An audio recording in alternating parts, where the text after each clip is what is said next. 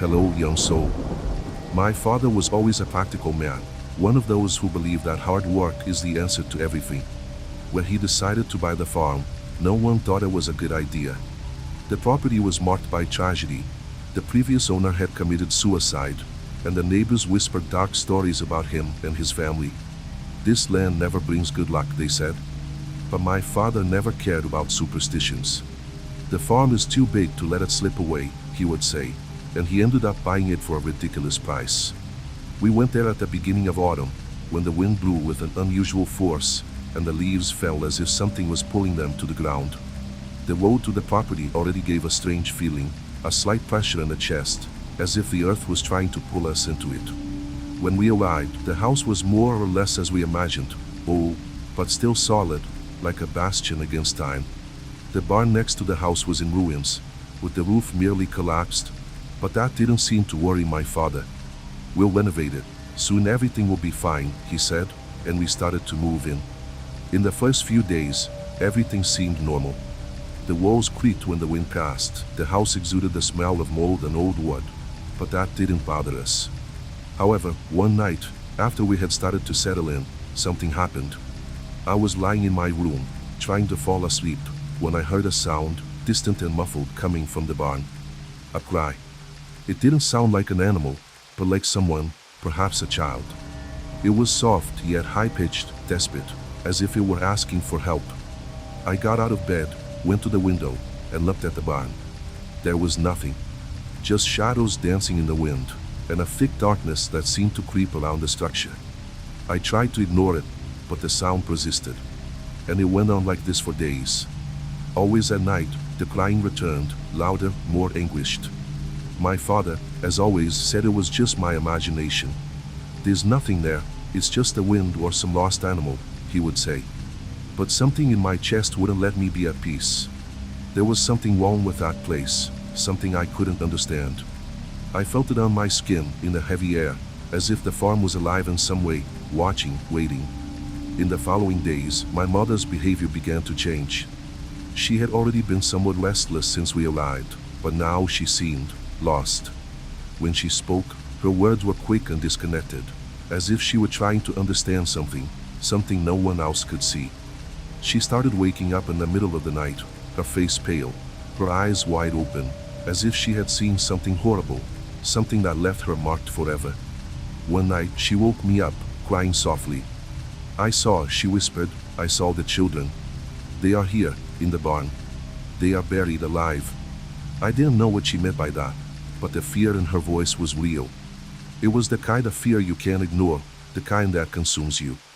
I wanted to believe it was just a nightmare, that my mother was simply going through some kind of crisis. But the truth is I could no longer ignore the science. Something was wrong, and soon we would discover just how deep that wrongness was. In the days that followed, my mother became more obsessed with the barn. She said she heard laughter, no longer the cries from before, but children's laughter, as if kids were having fun, playing in the darkness of those crumbling walls. She spoke with vacant eyes as if she was seeing something we couldn't, and more, she drifted away from reality. At night, she wandered the house back and forth, murmuring nonsensical words, until one of those nights, she simply vanished. My father was away, dealing with some issues on the land. When I returned from school, the house was empty, except for him, sitting on the sofa, his gaze lost. He was no longer the strong, confident man he used to be. He looked worn, pale, as if something had stolen his vitality. I asked about my mother, but he just raised his hand, signaling for me to be quiet. I knew something was wrong. My instinct, perhaps fueled by the growing fear, told me not to look for her. But the lack of answers led me to the barn, despite the dread consuming me. I should never have gone. The path there seemed longer than I remembered. The wind cut through the air, and the vegetation around seemed to close in, as if preventing me from moving forward. When I got close to the barn, the sound began. Not the laughter of children as my mother had said, but something deeper. A heavy breathing, followed by whispers that seemed to come from within the rotting wood. The feeling that something was there made me hesitate, but curiosity, perhaps the need for answers, compelled me to open the door. The barn was shrouded in shadows, with little light filtering through the cracks in the broken roof. The smell was unbearable, a bittersweet odor of something rotten and dying, mixed with something else, something metallic, as if the air was saturated with rust and dried blood. As my eyes adjusted to the dimness, I saw something that nearly made my heart stop. At the back of the barn, among piles of hay and broken wood, was a crib. An old crib, made of dark wood, already rusted, but the most disturbing thing was what was inside it. It wasn't a baby, but something that looked like a child, but wasn't. It was a pale figure, with visible bones through the thin, stretched skin. The eyes were open, but lifeless, as if they were no longer there. Its body was deformed, as if it had been shaped by pain, by torture. And the mouth was open, but soundless, as if it were trying to scream without being able to make any noise. My breath caught in my throat, and I wanted to get out of there, run, scream. But I couldn't. I was frozen, watching that being, that thing. It was then that the barn door slammed shut behind me, and I heard a low, guttural laugh coming from the darkest corner. I looked back, and there, in the shadows, was my mother. She didn't look the same anymore. Her face was dirty, her hair tangled, but her eyes were empty, like those of the being in the crib. She didn't say a word. She just stared at me, as if waiting for something I didn't want to know. Before I could take a step, the laughter grew louder, and the barn door slammed shut, locking me inside. The air became heavy, hard to breathe, and I started to feel a rising heat, as if I were being suffocated. I tried to scream, but no sound came out. The crib was rocking, and the child, the thing inside it, began to move in an unnatural way. Its limbs twisted, breaking and bending as if made of rotten flesh. Suddenly, my mother slowly approached. Each of her steps made the floor creak, and her eyes, those empty eyes, seemed to devour me from within. She reached out her hand, as if wanting to touch me, but instead of a gentle touch, what I felt was a cold shiver, as if her hand were made of stone. I couldn't think anymore. I just ran. I ran toward the door, trying to force it open, feeling my heartbeat in my throat. Finally, with a strength I didn't know I had, I managed to open the door and burst into the field. But when I looked back, I saw something I would never forget. My mother stood in the barn doorway, looking at me. And for the first time since we arrived, she smiled. But it wasn't a smile of relief. It was a grotesque smile, that of someone who was no longer there. She raised her hand, pointing to the well, that old well in the corner of the yard. I knew what she meant, and something told me that if I went there, I would find the truth. I didn't know what would happen next. Everything was in a whirlwind, but one thing became clear: the farm, the barn, the land, they owned us. We were no longer free. And in that moment, I knew the real story had yet to be told. That night was etched in my mind like an endless nightmare. The image of my mother, standing at the barn door, with that distorted smile and those empty eyes, wouldn't leave my head. Something inside me knew the truth was down there, at the bottom of the well. That well. What she wanted me to see, what she knew. And even though fear gnawed at me from within, I knew I had to go. The land around the house felt different at night. The wind cut like knives, and the darkness seemed denser, almost tangible. Every step I took toward the well felt as if the ground was trying to pull me down.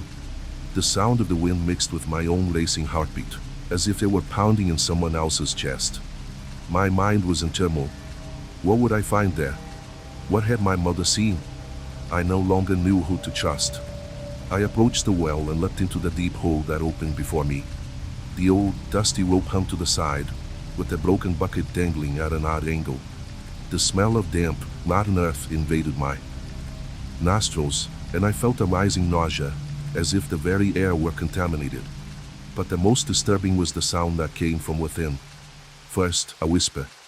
Low, almost inaudible. Then, a muffled scream, as if someone were trying to cry out but couldn't. And then, the crying. Not from a child, but from a crowd, a collective voice, a united and endless pain. I stepped back from the well, feeling my stomach churn. But I could no longer resist. The urge to descend, to uncover the truth, was stronger than the fear. I grasped the rope and slowly descended, the sound of the rope creaking and the darkness becoming denser with each meter. Each movement amplified the echo of my breath, as if the earth around me were swallowing me whole, listening to my fears, waiting for my weakness. When I finally reached the bottom, what I found was something I could never have imagined. The bottom of the well was covered with something organic. A black, viscous liquid that seemed to swallow the light from my lantern. It was as if the earth beneath me were alive, pulsing, breathing. I could barely keep my footing, the substance clinging to my feet, preventing me from moving. And it was there, between the darkness and the dread, that I saw what my mother had seen. What lay buried at the bottom of the well was not soil. It was bodies. Children's bodies. Of various sizes, grotesquely scattered, piled one on top of another. Some had their eyes open, others with mouths twisted as if they had died screaming. But what made me lose control was what was in their hands. Small wooden cradles, just like the one I had seen in the barn. Cradles that were empty but seemed to have been used not long ago. That place, that well, was filled with bones. And they were not old bones. They were not remnants of something buried decades ago. No, those bones were fresh. They still exuded the smell of decomposing flesh, and the clothes they wore were stained with a dark substance I did not want to know the origin of. And then, I saw something move. At the bottom of the well, among the bodies, something stirred. It was not a person, not a living child. It was a body, a corpse, still moving as if trying to rise. It was a deformed being, with taut skin and bones broken in unnatural ways. Its eyes were open, but they were not alive. They were empty, like my mother's eyes. And suddenly, I understood. What my mother had seen was not just a vision, it was not just a nightmare. Those bodies, those children, were trapped there, buried, waiting for something. Waiting for me. Before I could react, the ground around me began to give way. The well seemed to want to swallow me, as if the earth was closing in on me. The hands of the bodies began to move, pulling themselves up, trying to reach the surface. The air became heavier, and an invisible force dragged me down into the center of the earth. I screamed, but the sound was muffled by the pressure. That's when I saw the reflection in one of the bones, something that made me stop for a moment. On the surface of the black liquid, reflected in the flesh of a skeletal child, I saw my own image. And with it a smile. A familiar smile. My mother's smile. I don't know how I managed to escape. What I do know is that when I finally surfaced, the well was quiet. The earth was back in place, without signs of what I had seen. But I felt, that everything was still there, still waiting. After that encounter at the bottom of the well, something inside me broke. I could no longer trust what I saw with my own eyes. I knew the children, or what was left of them, were down there, somewhere, waiting. And something told me it wasn't just them. The farm, the land, the barn, the well, everything that was corrupted, immersed in a presence that did not belong to this world. An ancient presence, something that had waited so long to be freed. I began to avoid the place, but with each day, each night, things grew worse. The crying, which had once been a mere childhood memory, was now constant. It followed me, echoing through the house, through the barn. But there was something new, something darker. Instead of crying, I heard laughter. Low, almost muffled laughter, as if it were emerging from the walls of the house. The kind of laugh you hear in nightmares, that grotesque sound, as if each laugh were a blade slowly cutting away at your sanity. My health began to deteriorate. I couldn't sleep, and when I did, I woke up with aching bones, feeling as if something was watching me.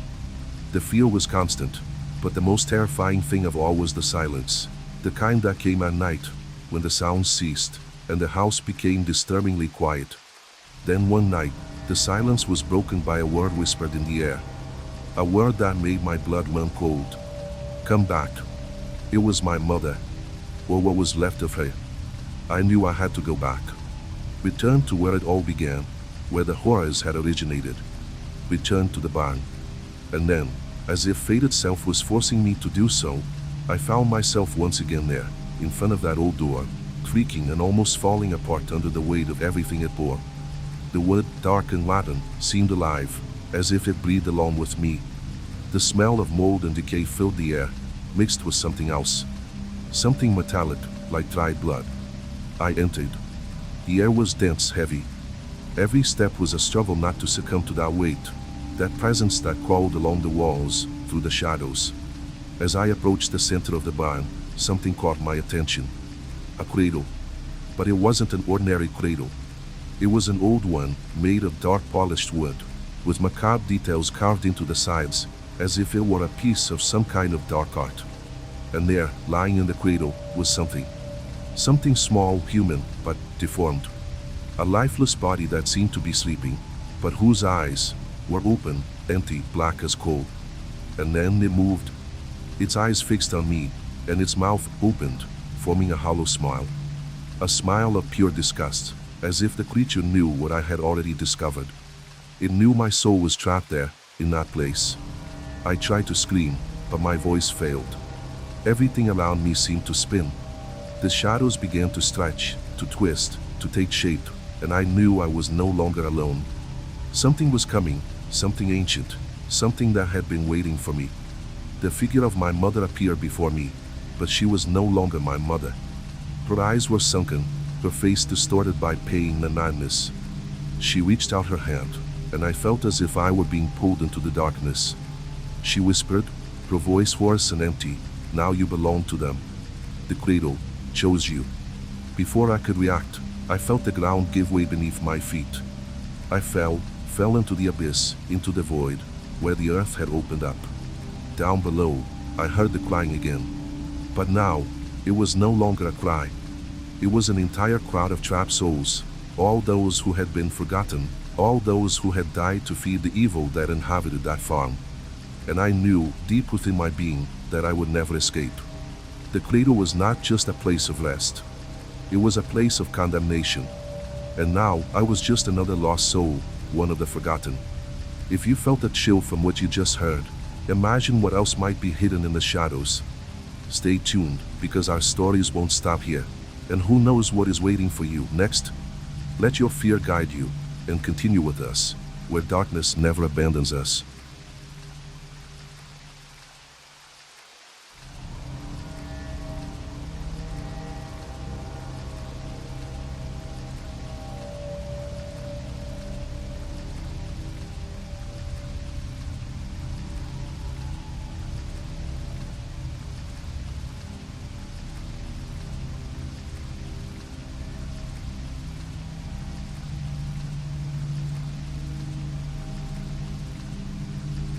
I hadn't seen my uncle in years.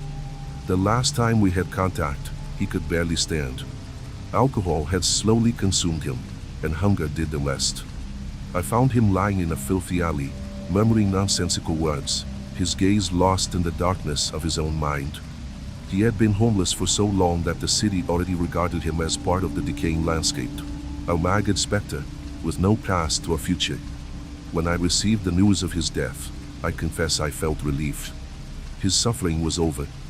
There would be no more cold nights, no hunger gnawing at his insides, no contemptuous eyes from the passers-by. I buried him in a small cemetery on the outskirts of a city, a forgotten place where the dead were left to rot without anyone remembering them. 2 nights after the burial, the cemetery watchman sought me out. A man with a wrinkled face and sunken eyes, the kind of person who had seen too much and spoke too little. He hesitated before opening his mouth, as if trying to find the right words for what he needed to tell me. "You need to come with me." "What is it?" I asked, feeling a chill run up my spine. "It's about your uncle." I swallowed hard. He was dead. What more could happen? I followed the watchman to the cemetery. The place seemed even darker at night. The crooked gravestones, the damp earth, the sour smell of dead leaves mixed with something worse, something I couldn't identify. The watchman pointed to a spot among the graves. "There. That's what I saw." On the ground, the disturbed earth indicated something I didn't want to accept. My uncle's grave was open. The coffin split in half. But the worst part was the absence of the body. What happened here? My voice came out weaker than I wanted. The watchman cleared his throat, avoiding my gaze. "Last night, I saw shadows crawling among the graves. At first, I thought they were wild dogs, or beggars looking for something to steal. But then I saw clearly." He swallowed hard, and the way his face paled made me even more uneasy. "They were people," he continued. "Thin, skeletal, their skin peeling, bones showing through the rotting flesh. They gathered over your uncle's grave. and they were eating something, ravenously. I felt a bitter taste in my mouth. Eating what? The watchman hesitated. Then he murmured his flesh. A heavy silence settled between us. My heart hammered in my chest. But that's not possible, I tried to argue, even though my mind refused to formulate a logical explanation. The watchman looked directly into my eyes. I don't know what they are, but they returned tonight. And then we heard it. The sound of something crawling between the gravestones. The sound was the first sign. A low rustling, as if something was dragging itself through the earth, moving toward us. I looked at the watchman. He was frozen, eyes wide and breathing fast. Her skin, once tan, was now pale, as if all color had been drained away by a single blow of fear. "They are here," she whispered, almost voiceless. I wanted to question her, to ask what she meant, but my words died in my throat as a movement, almost imperceptible, caught my attention. Among the graves, amidst the thick fog that was beginning to cover the ground, a dark shape was crawling. It was not a person. It was not an animal. It was something I could not name, something that moved in a way that defied all laws of physics. I saw what appeared to be a skeletal hand, the skin all torn and ragged, dragging itself across the damp earth.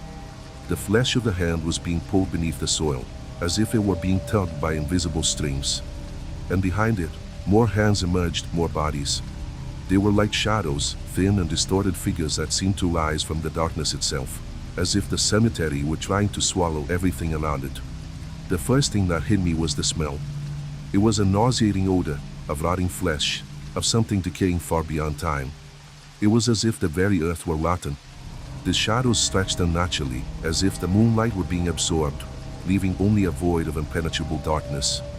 I felt my stomach churn, but the watcher was clearly in panic, his eyes fixed in the direction of the shadows, unable to move. I tried to scream, but I couldn't. My voice failed me. It was as if that presence, that thing, was stealing even my ability to think.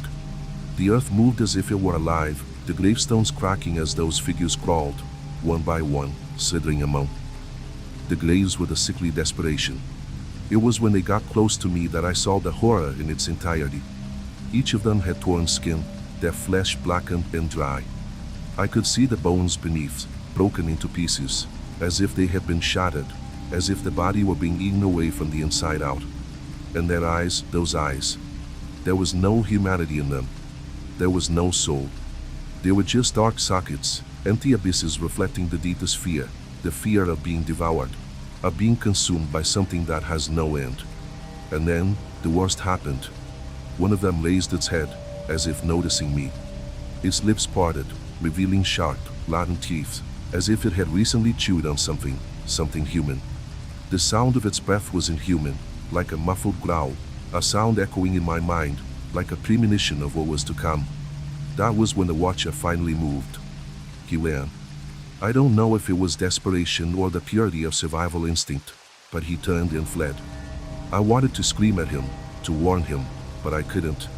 My legs were frozen, immobilized by dread, by the terror of what was before me. But they were getting closer. I could feel their eyes on me. The ground began to open beneath my feet, as if the earth was giving way. The entire cemetery seemed to swallow the night, as if it were a living organism, hungry, desiring to take everything that was flesh and bone. That's when I heard a different sound. A voice. Low, guttural, as if it had been pulled from the depths of hell. He won't stay. He will never stay. I looked around, trying to locate where the voice was coming from. There was no one. The figures were crawling toward the center of the cemetery, but what scared me the most was the absolute silence. The sound of leaves, the wind cutting through the night, everything had vanished. It was as if the world had stopped breathing. And then, I saw my uncle's body. He was there, in the center of the cemetery, above the open grave. But it wasn't the same body we buried. He was different. No, he wasn't just lying there. He was present. His body, although still eaten by decomposition, seemed to vibrate, as if something was taking over him, a darker, stronger presence. He was alive, but not in the way I had imagined. I saw the shadows approaching, gathering around him, and the body began to convulse. The crawling figure started to devour what was left of his body, but not in a way I could comprehend. It was as if the act of eating was ritualistic, as if they were offering something to him, something he needed to return. To be. The sight almost made me faint, but before I lost consciousness, I heard the watchman scream, one last time.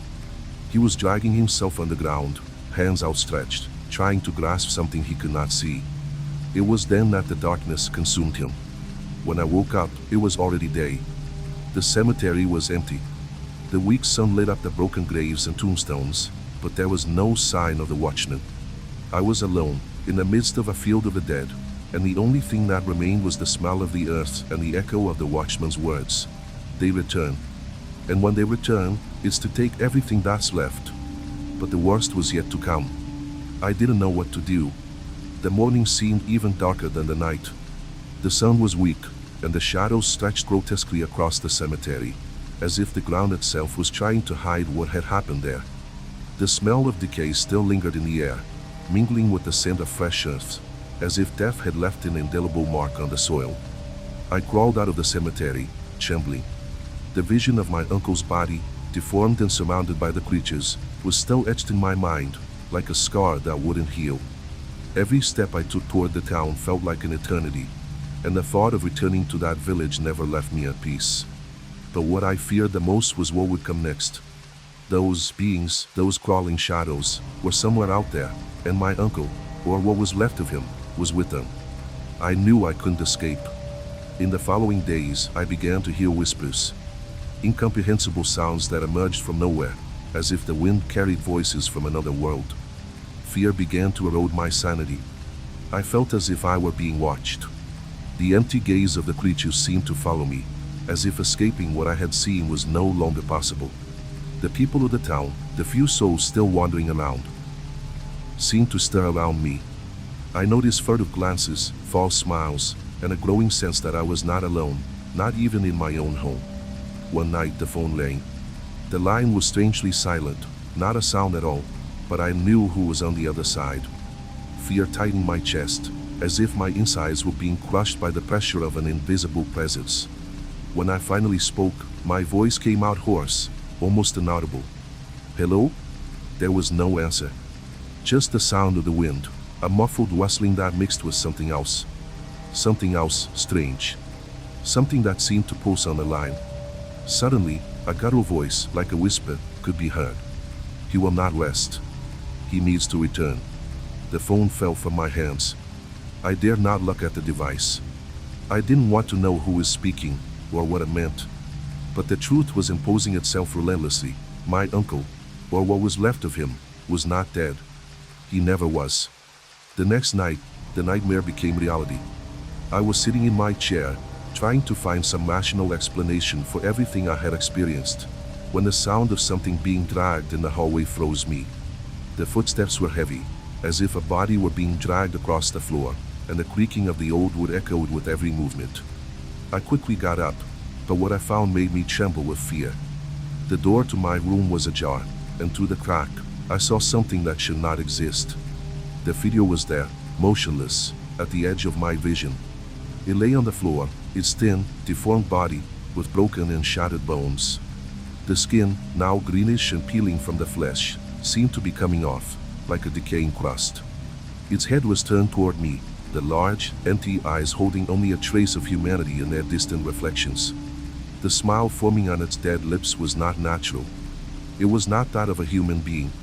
It was something that belonged to the night, to darkness, something that feeds on fears and bones. The air around me grew thick.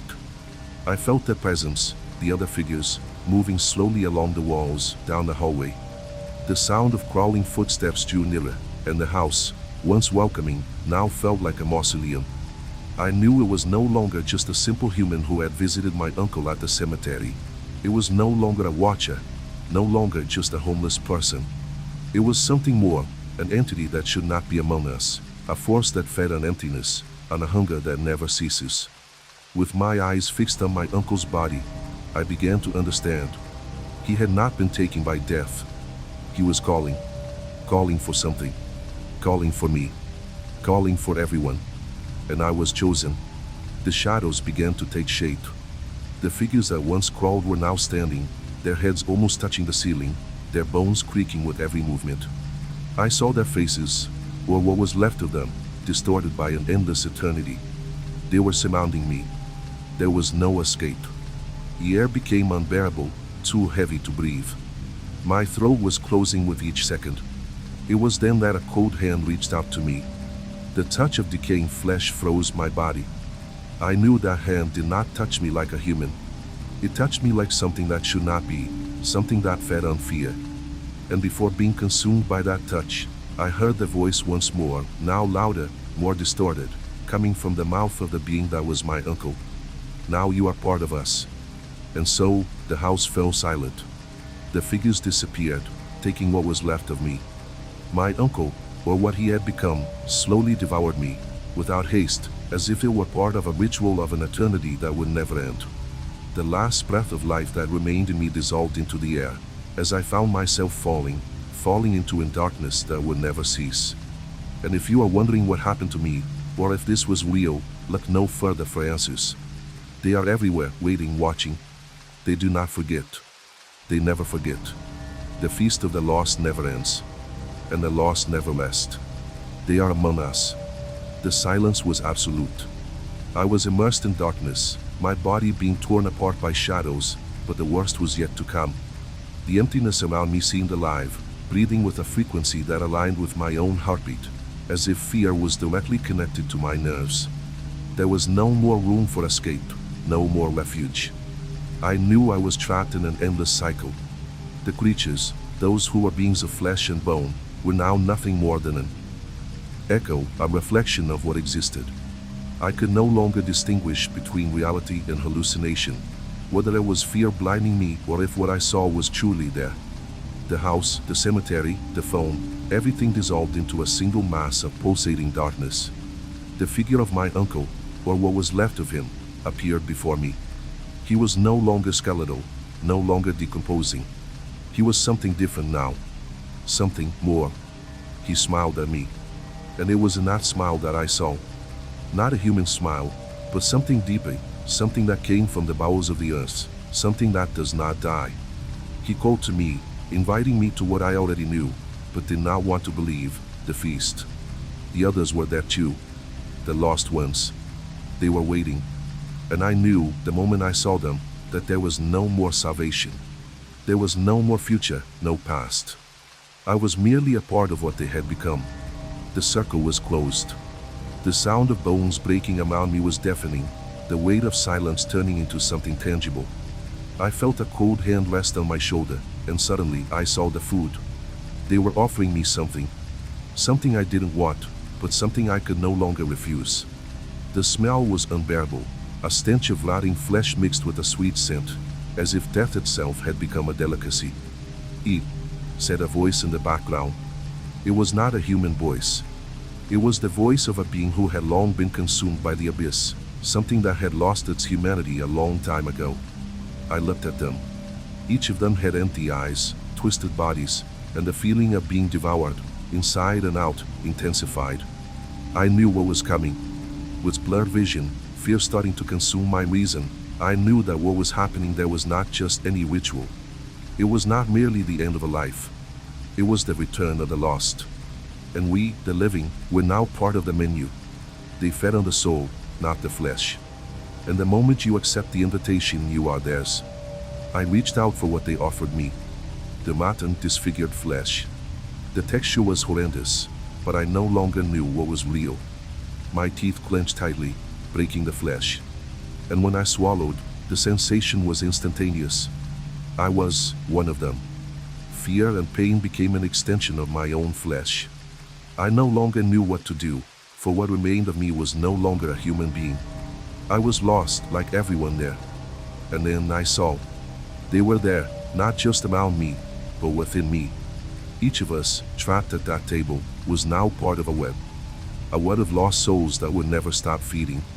But the story doesn't end here. Because if you listen closely, if you draw near to the darkness, you will realize there is something more. Something that comes with the silence, with the blackness. Something that will find you, even if you flee to the ends of the earth. And when night falls, you will feel that they will be waiting. They always are. And you have already been part of the feast. They know who you are. They know where you are. And now, the question is, can you hear what comes next? The story doesn't end here. It never does. If you have the courage, keep listening. But remember, not everyone can escape. And perhaps you are already trapped among the lost.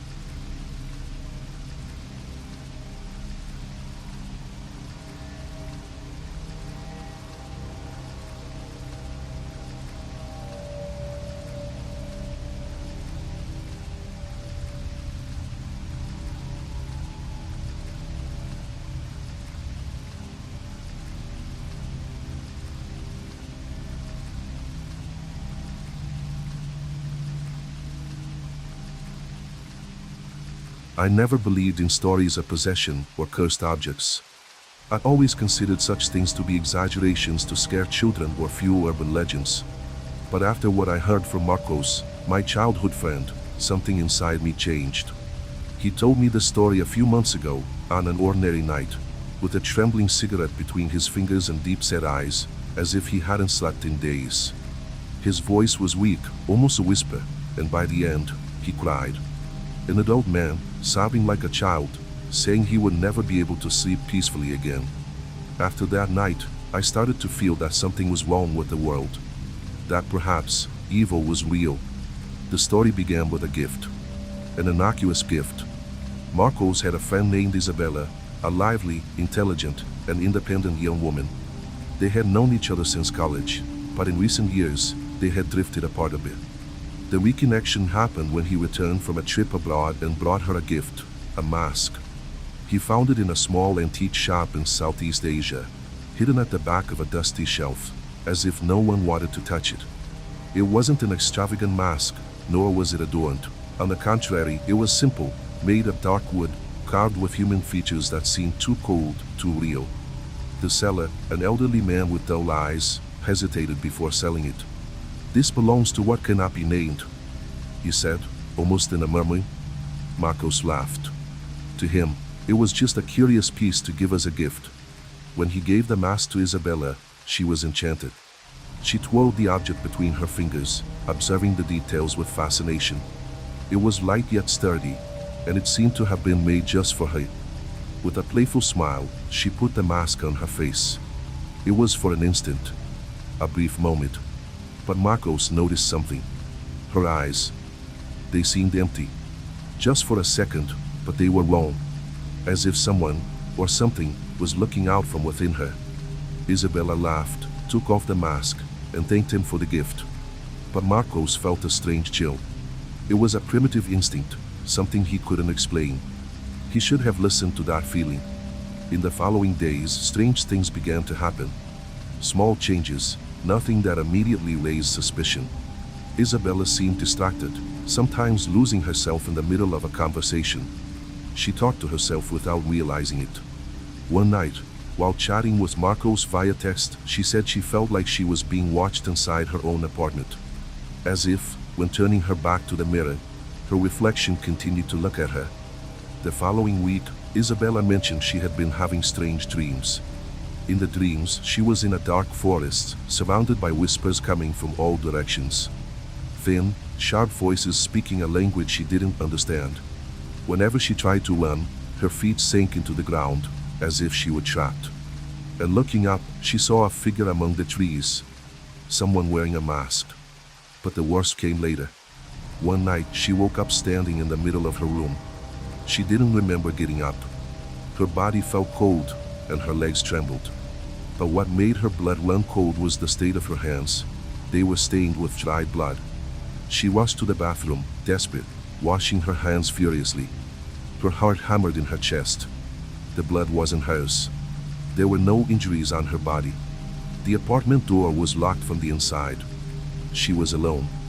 Or at least, she thought she was. The next day, Isabella decided to review the footage from the security camera in her room. She had always recorded herself sleeping due to an old problem with sleepwalking. But what she saw that night was not just an episode of sleepwalking. The video showed Isabella lying in bed, breathing peacefully, until around 3 in the morning, when her body began to move. Slowly, she sat up in a strange, almost mechanical way. Her neck twisted unnaturally from side to side. Her arms moved as if pulled by invisible strings. Then she stood up. She walked to the mirror and stood there, staring at her own reflection for almost 20 minutes, without blinking. Until suddenly, her mouth opened. But the voice that came out wasn't hers. It was a hoarse, low, dragging voice. It said something in an unknown language. And then, looking directly at the camera, she smiled. That night, Isabella didn't sleep. She sat on the edge of the bed, breathing shallowly, her eyes fixed on the laptop screen, where the video was still. Paused on the last scene, her own face, pale and motionless, staring directly at the camera, lips curled in that twisted and impossible smile. But it wasn't her. She knew. Something was using her mouth to speak. Something was speaking through her. The early morning dragged on slowly, and with each passing minute, paranoia grew. The shadows in the room seemed denser. The creaking noises of the wood on the floor sounded like distant footsteps. Her own reflection in the mirror looked long, as if the time between movement and reflection was slightly out of sync. Just a millisecond. Small enough to go unnoticed, but large enough to send a deep chill down her spine. She tried to rationalize. She tried to tell herself that it was just a problem with the video. Maybe a bug in the recording, a camera defect. But deep down, she knew it wasn't. Because she could feel. She felt something inside her. And then, the night came to an end. When the first rays of sunlight streamed through the window, she forced herself to get up. She needed to leave the house, needed to see people, breathe fresh air. She needed to forget.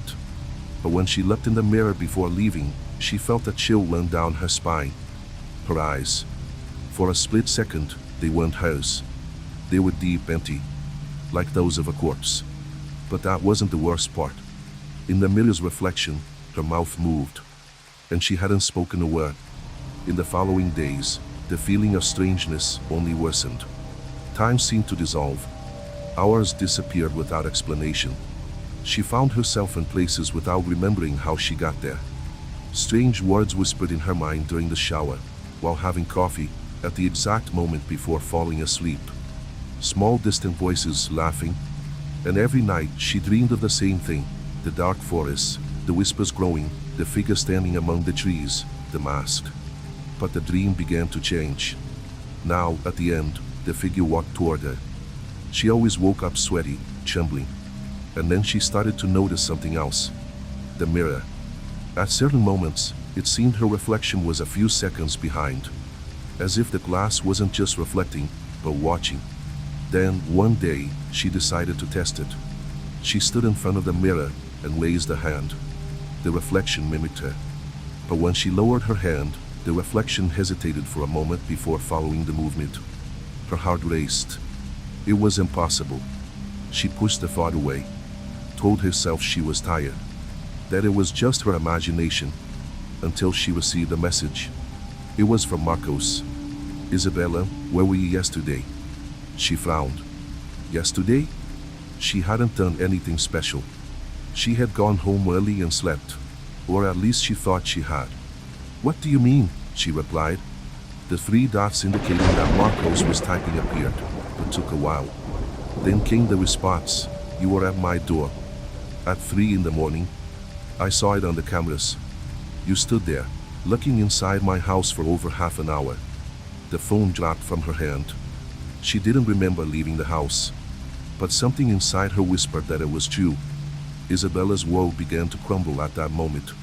Marcos's message burned in her mind like a scar on raw flesh. You were at my door. At 3 in the morning. She tried to deny it to herself, tried to come up with excuses.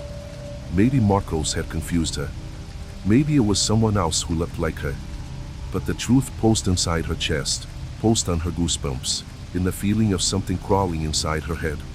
She didn't remember leaving the house. But something inside her did.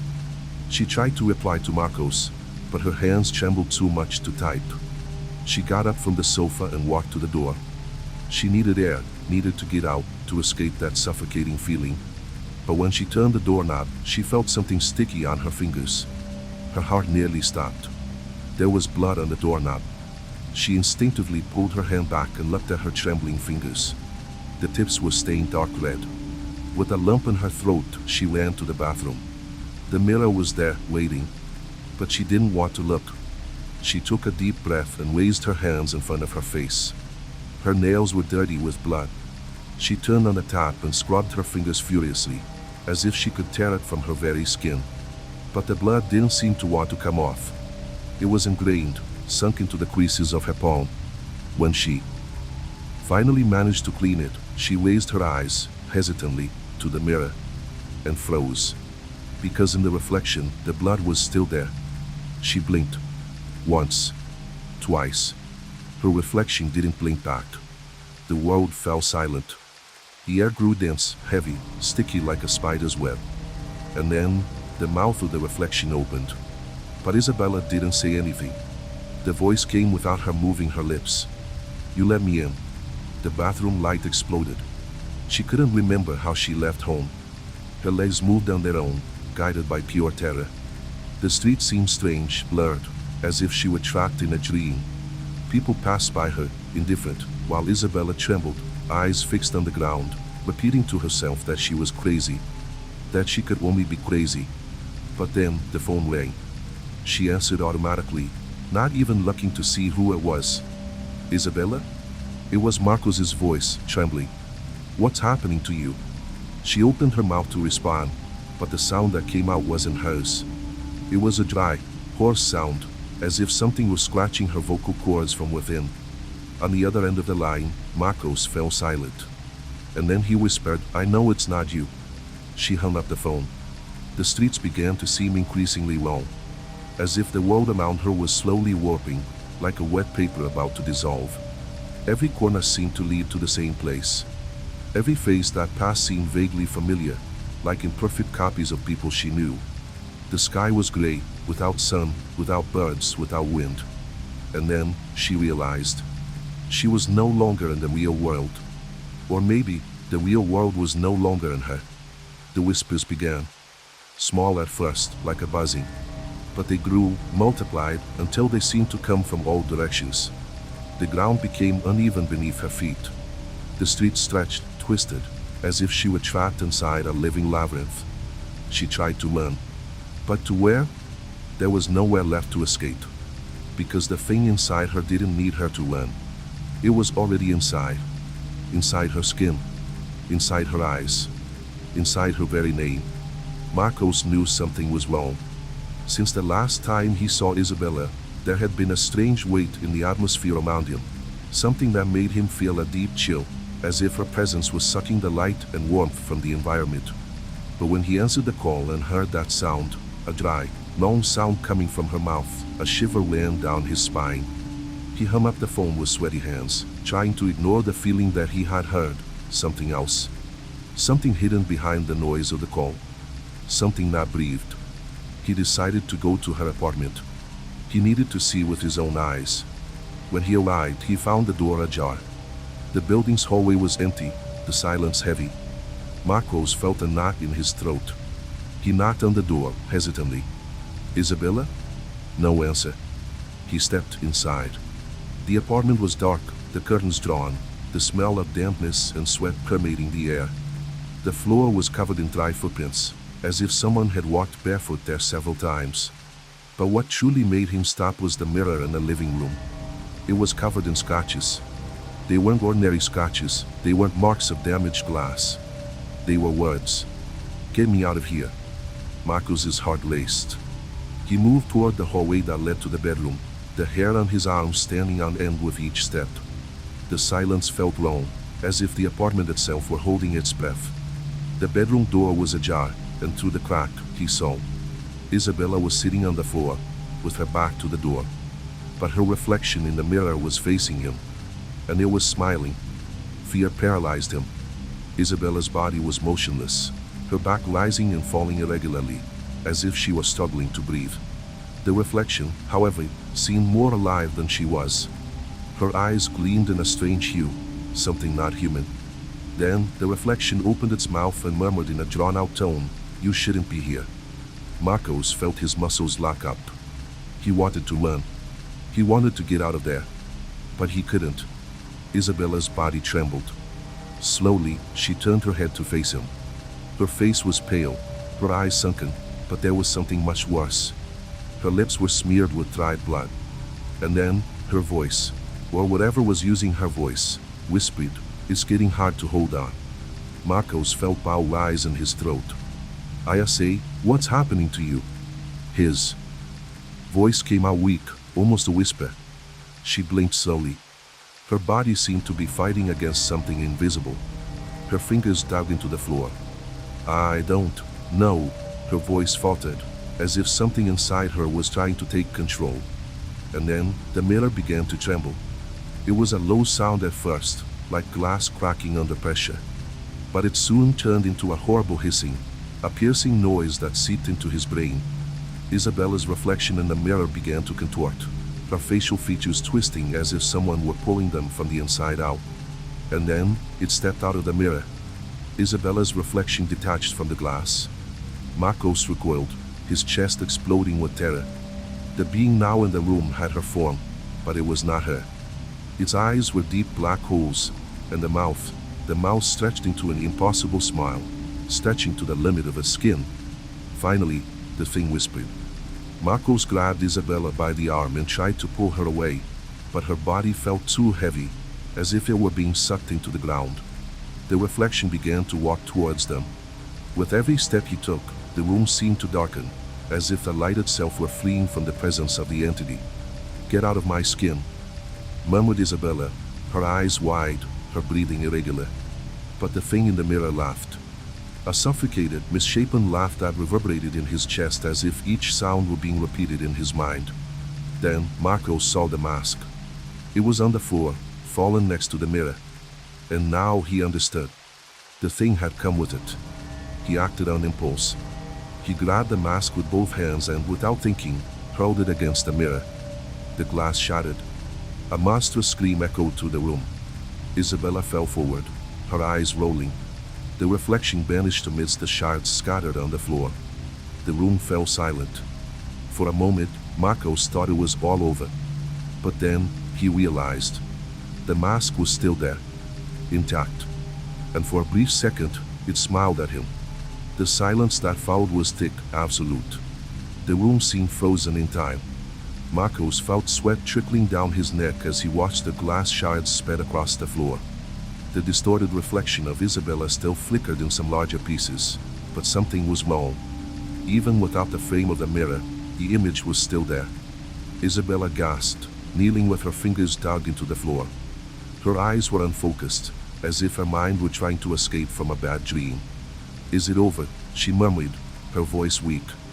Marcos opened his mouth to respond, but then, he saw. In the larger piece of broken mirror, the silhouette was still there. But it wasn't their reflection. It was something bigger. Something moving behind the glass. Something that was watching them.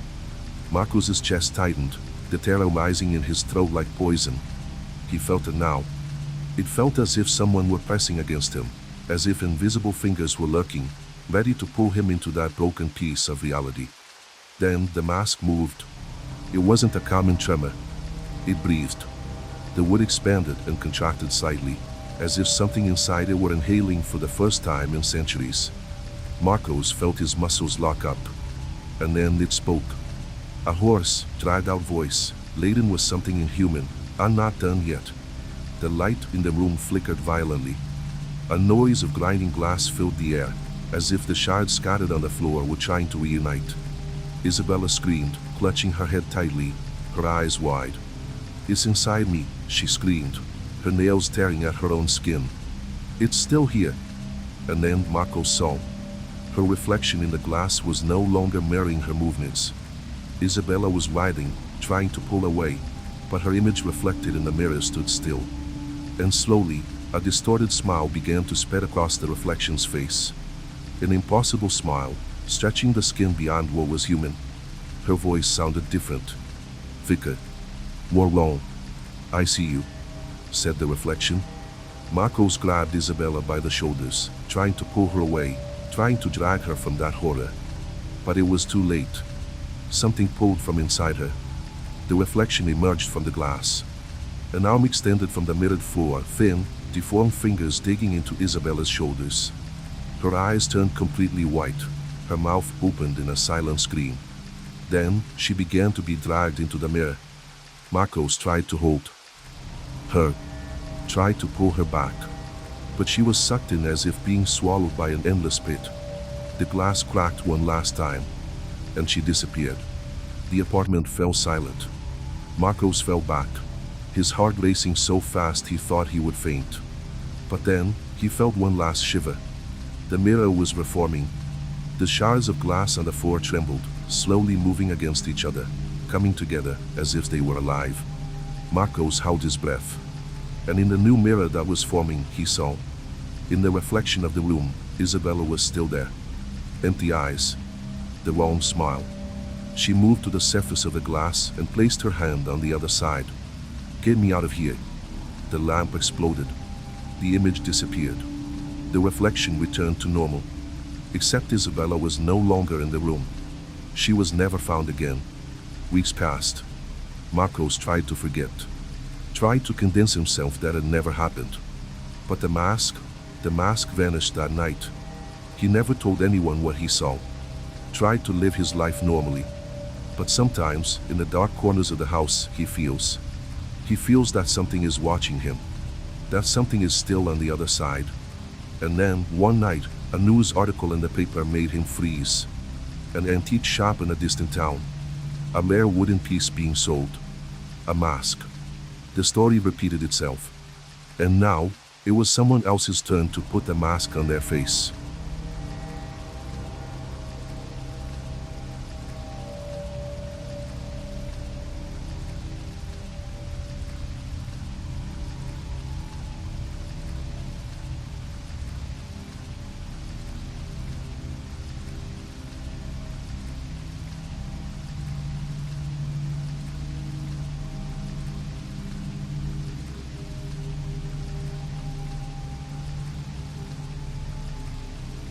My grandfather always said that the farm belonged to something older than our family.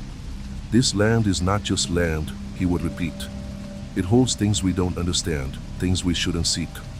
When I was a child, I thought these words were mere superstition, stories to scare the younger ones, like those about ghosts and monsters he always mentioned before placing the candle by the bed and turning off the light. But like any child, I feared what I did not understand. And he knew that. So he fed my fear with more and more stories. I grew up, and the years began to debunk my grandfather's legends. He was always a stern man, who ruled the farm with an iron fist. I would see the cornfield from afar and knew it was his kingdom, that piece of land where he believed something strange was watching him. For a long time, whenever the sun began to set, he would close the house door with a serious expression and say, "No one goes to the cornfield after sunset." No one. He never explained why, but like any fighting child, I learned to respect the fear he carried. When my grandfather died, almost unexpectedly, the farm's affairs fell to me, as if I were taking on a burden. I, a skeptical and open-minded man, thought all that talk of spirits and shadows was nonsense. With the old man gone, I decided not to follow his rules. The cornfield would remain untouched, of course, but nothing else would stop me from exploring that farm as I pleased. I was 24 years old and had a whole world ahead of me. On the first night after the burial, I went to bed early, but woke up in the middle of the night with a strange feeling, a weight on my chest. When I got up to drink water, I saw the glass door leading to the backyard, next to the kitchen, slightly ajar. The cool night breeze made the curtains move slowly. It was at that moment that something caught my attention. In the cornfield, someone was there, but I knew no one could be. That land was no longer inhabited, and the workers had left weeks before. With curiosity eating at me, I didn't hesitate. I grabbed a flashlight and went out the back door, ignoring the chills that began to run down my spine. I walked to the edge of the cornfield, where the shadows seemed to swallow the light of the flashlight. The crop was tall, the grass yellowed from the drought. The air, thick and stuffy, caused me an inexplicable discomfort, as if the very environment was pressing down on my mind. I knew my grandfather would never allow me to go there, but I no longer care. I didn't believe in those stories. In the middle of the cornfield, something made my body stop abruptly. I looked down and saw something. Deep marks in the dry earth. Wide lines, as if something very heavy had been dragged across the ground, going back and forth, with enough force to crush the soil, as if something had tried to rise and then fell again. The marks continued for a few meters, and my stomach began to churn. This wasn't normal.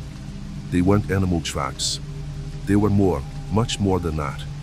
The feeling of being watched was now unbearable. The biting wind seemed to scream in my ears, but I couldn't turn back now. Something was out there, and I needed to know what it was. The marks seemed to beckon me, as if they were made to lead me to something deeper. As I ventured further into the cornfield, the scene transformed into something even more disturbing. Bones, scattered on the ground. The remains of bodies charred, aged. They were there for no apparent reason. The strangest thing, however, was that they were burned but hadn't been consumed by the fire, as if they had been carbonized in a way that made no sense. The odor of burnt flesh lingered in the air, mixed with the dry earth, and a feeling of disgust overwhelmed me, but something within me wouldn't let me look back. I needed to understand what was happening there. That's when I heard it. First, a faint crack, as if someone was moving. I looked around but saw nothing. Then, a silhouette emerged at the edge of the cornfield. It wasn't possible to see clearly, but the shape was unmistakable. Something thin, a skeletal figure, shrouded in a layer of ash, standing there as if waiting for me. Its mouth was open, a silent scream, a mouth so wide it seemed disproportionate, as if the figure wanted to scream but had no voice left. The air grew heavy. My legs wavered. I knew, in those split seconds, that I shouldn't be there. Before I could take a step back, the sound of something crushed came from nearby. I looked at the bones around me, now filled with a new dread. They weren't just human remains. Something was trying to rise. Something was returning to the earth, coming back from beyond. Heart racing, breath uneven, I didn't know what to do. And then, with a terrifying speed, that silhouette began to move toward me. My body didn't respond. Fear paralyzed me. The air felt burnt, and the bones around me, even from a distance, seemed to shift as well. I needed to get out of there. But how? How to leave a place where the earth was alive, where the dead didn't stay buried? In a panic, I ran backward, not looking, not thinking of anything else. But before I could escape, my eyes caught the silhouette once more. It was closer now, almost within reach, its empty eyes burning in the dark. The silent scream was nearing. When I got back to the house, I was nearly out of strength, my body trembling, my mind in turmoil. I never returned to the cornfield. Never again. I didn't know what to do with what I had seen. I knew the cornfield was dangerous. My grandfather had always said so, and I had ignored it. But what I witnessed that night was not just fear or superstition. There was something real, tangible, in that. Something that should never have been touched. When I entered the house, I felt the weight of everything that had happened, and a horrible sensation that the night was not over, that I was still being watched. Something or someone waiting to take me where I didn't want to go. In the following days, I tried to go on with my routine. I worked on the farm as usual, handling daily tasks, but something inside me had changed. The silence, once comforting, now felt deafening. With every step I took, the sound of the earth beneath my feet echoed like a distant reminder, as if the dead there were alert, watching me. But worse than the fear that consumed me was the feeling that I was not alone. Even inside the house, something seemed to be there. I would wake in the middle of the night, sensing the presence of someone, not someone, but something. The house felt colder than ever, with drafts seeping through the cracks in the walls, as if it were breathing itself. On the third day, the worst happened. I was in the attic, going through my grandfather's old belongings, trying to understand what he might have left behind. There were many disconnected things, items he had kept without explanation, old tools, worn-out books, pieces of wood with symbols I didn't understand. Amidst the chaos, I found something that sent chills down my spine, a diary. It was old, with a cracked leather cover, yellowed with age. The writing inside was unmistakable. It was my grandfather's handwriting, but it was not an ordinary diary. It spoke of something I had never mentioned out loud, not even to friends, the thing of the earth. Don't seek it, it said on one of the pages. Because when it finds you, there is no escape. The earth takes. It always takes. I let out a nervous laugh as I flipped through the pages. It was clear he was trying to warn me about something, but he also knew it would never be enough. How could it be?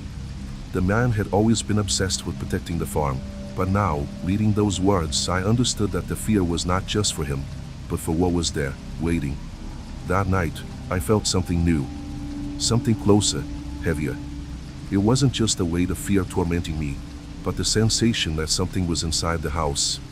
I closed all the windows and locked all the doors, but still, the feeling of being watched did not leave me. I went to sleep with the light on, something I had never done before. However, the sounds began. At first, they were just creaks, coming from upstairs. But then, I clearly heard the sound of footsteps in the hallway. They weren't mine. They weren't human. It was a dull sound, as if something or someone was dragging a body across the floor, slowly, without hurry. I froze. My breath became shallow. I knew I was no longer alone. That thing my grandfather always mentioned, the thing of the earth, it was there, inside the house. When morning came, I went to investigate. The marks on the floor were back, but this time, they were inside the house, along the hallway, as if someone had dragged something, or someone, across the wooden floor. When I went to the kitchen, the scene worsened. The table was overturned, but what was more disturbing was what lay on the floor. The bones. Not the charred bones from the night before, but fresh bones, still bearing traces of rotten, yellowed flesh. They were there, scattered across the floor, as if waiting for someone to pick them up, gather them, and rebuild. In a panic, I began to collect the pieces, as if that would fix something. Each bone seemed to watch me as I tried to tidy the chaos that had settled in my home. But in doing so, a sense of discomfort washed over me, stronger than before. Something was building at the back of my mind. The smell of decay grew more intense, as if the house had transformed into a cemetery. That's when I saw what I feared most. On the living room wall, a mark. Not just any mark. Not something that could have been left by an accident. It was a burn. A mark resembling the shape of a hand, but not a human hand. The finger was long, elongated, with distorted phalanges.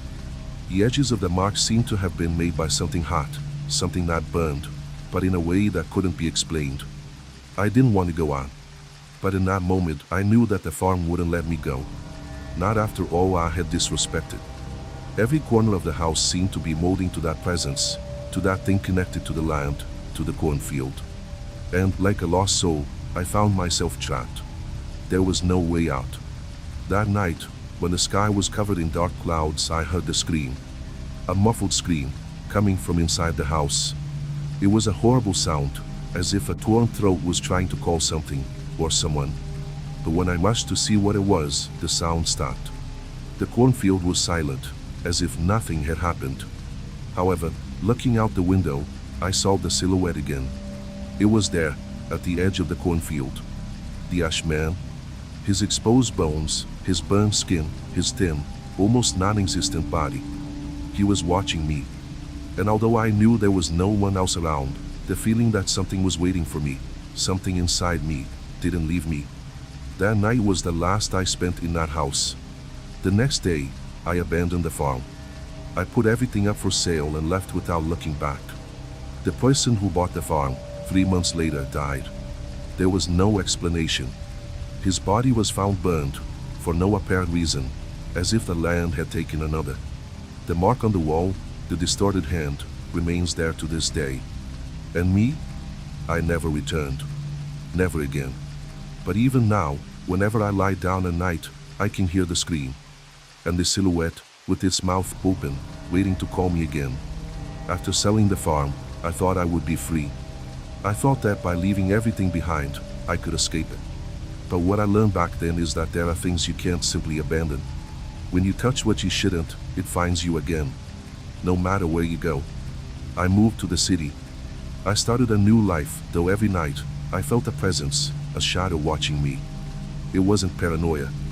I knew what I saw on the farm, what I heard on those nights of agony, was far from a nightmare. And it consumed me. But I tried to move on. I tried, even though fear lived with me, even though it was always there, in the simplest details of everyday life. The pain of losing the farm still haunted me, but that wasn't what made me wake up sweating at night. It was the silence, the muffled scream, the feeling of being followed. One morning, months after leaving everything behind, I woke to the sound of something hitting my window. Something heavy, as if a stone was being thrown against the glass. I jumped up in panic, my heart racing. There was no one there. Just a cold breeze sweeping through the city streets. But the worst was yet to come. That day, my phone rang. The voice on the other end was hoarse, muffled, as if speaking through a mask. I could barely understand at first, but when I recognized the voice, my blood ran cold. It was the new owner of the farm, the man who bought the property 3 months after I sold it. He didn't say much at first, but when he spoke, the only thing I could understand was, "You didn't tell me. You didn't warn me." The call was abruptly cut off. I couldn't call back. I went straight to the farm. Something told me I needed to see with my own eyes, even though I knew it would never bring me peace. When I got there, what I found was not what I expected. The farm was empty, but something was terribly wrong. There was no more life on those lands. The cornfield was dry, dying, as if the very earth was exhausted, begging to be left alone. But the strangest thing was the tracks. They weren't the normal animal tracks. They were back, deeper, more visible, as if someone had been dragged across the ground. But this time they were not just marks on the earth. The ground was burnt, hot to the touch, as if something had been consumed, but in a way that was impossible to describe. I entered the house and the smell hit me immediately. It was the same smell I felt that terrible night. The smell of burnt, rotten flesh. A nauseating mix. The house was intact, but it felt like a dead environment. There were no furniture, no signs of life, just silence, the kind of silence that creates a pressure in your chest. When I entered the living room, a macabre sight paralyzed me. In the center of the room were the bones. Not human bones this time. They were bones of something else, something larger, something that should not have existed. They were scattered on the floor, but there was something different about the bones. They were burned unevenly, as if crushed with supernatural force. The smell of charred flesh was stronger there, but the worst of all was what lay next to the bones, a mark. The same mark I saw on the wall of my house. The hand distorted. It was exactly like the one before, but now it seemed larger, more grotesque. The finger appeared to stretch out from the wall, as if trying to reach for something, or someone. It was at that moment that the door of the house slammed shut, as if closed by a gust of wind. But the wind was not there. Something else was in the air. Something that made me want to scream, but my voice faltered. It was as if something was holding me back. Something invisible, yet real, preventing me from moving. That's when I saw it. At the entrance of the house, the silhouette. The man of ashes. He was standing there, motionless, with a skeletal body, bones exposed, covered by a thin layer of ash. His face was more disfigured than before. His eyes, now empty, burned like glowing coals. The mouth, still open, seemed to want to scream, but no sound came out. He approached slowly, as if he had all the time in the world. And I couldn't move. I couldn't even breathe. The only thing I could perceive was that he was watching me, with an intensity that made me feel as if I were being devoured from within. As he got even closer, the air grew denser, heavier. The walls of the house began to crack, the floor shattering as if the house were being swallowed by an invisible force. I couldn't understand what was happening, but I knew that the man of ashes was not just a figure. He was part of it. Part of the land, of the farm. He wasn't going to leave. He wanted me there, with him. Like all the others before me. That feeling of being dragged into darkness overtook me, but somehow, I managed to escape. I ran towards the cornfield, not looking back, but before I reached the edge, something stopped me. A scream, the scream I knew was waiting for me. The soundless scream that cut through the air around me, and then the ground began to give way. I fell. When I opened my eyes, I was back at the farm, but something had changed. The shadows were denser, the air heavier. The man of ashes was standing right in front of me, his eyes penetrating mine. He did not touch me, but I knew he didn't need to. He was already inside me. That night, I didn't return to the city. I stayed there, at the farm, trapped, not knowing what was real anymore. What was me?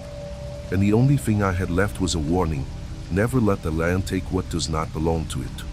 Because when that happens, there is no going back. I am now part of it. Part of the land. Part of the scream that echoes in the void. I see, but I cannot scream. I am the man of ashes. And you cannot escape what has already found you. What happened that day on the farm was not a simple trip to the past. It was not a nightmare. It was not a coincidence. It was not a story to scare children or to tell on dark nights, when the mind is tired and the body weak. What I found in that place, well, perhaps you will never understand until you stand before what I saw. Until you feel the earth pulsating, almost alive, beneath your feet. When I fell into the cornfield, feeling the ground give way, it was as if the world around me had vanished. The trees worked, the shadows became liquid, and I found myself in a space where time and space dissolved. It was as if the farm had closed in on me, as if everything had been planned to consume me, and I was just another part of it, a part of the earth, of the flesh, of the fear. I don't know how to explain what happened next. I don't know how to describe what I saw, but I will try, because it will haunt you, just as it haunts me to this day. I heard the scream again. A scream that did not come from a human throat. There was no sound, yet it was everywhere. Inside me, around me, everything trembled with the force of that scream. And then, the earth began to move, as if it had a life of its own, as if it were swallowing me. But not out of compassion, not to save me. It wanted to crush me. It wanted to consume me. And there, in the midst of that darkness, I saw something that made me understand the truth. The man of ashes. But he was no longer a man. He was everywhere. He was in the earth. He was in the trees. He was in me. His face, disfigured, burned, was still there, spreading, like a disease, a plague that took over everything it touched. He was the farm. He was the earth. He was death. I wanted to scream. I wanted to run. But somehow, my body no longer obeyed. It had merged with the earth. My hands were stuck to the ground, and when I looked at them, I saw they were transforming, distorting, burning. As if the fire that had consumed the farm was now burning my flesh, melting my bones, fusing everything into one being. The man of ashes was inside me, and I no longer knew where my body ended and where the earth began. It was then that, before disappearing, I heard a voice. Not a human voice, but something much older, something that seemed to be part of the farm itself. You cannot escape. You will never leave here. I knew at that moment that I would never be the same again. That I would never be able to go back to the life I knew. I was part of the man of ashes now. And the farm would never let me go. The sun never set again. The night did not end. I saw the farm swallow everything.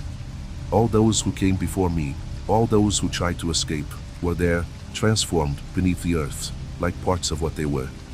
And now I am one of them. Now every time you pass by an abandoned field, or hear the wind whispering through the trees, remember, there is no escape. The Ash Man is waiting. He is always waiting, within the earth, in every fallen leaf, in every whisper. And one day, he will find you too, just as he found all the others. I am him now, and he is inside you, waiting.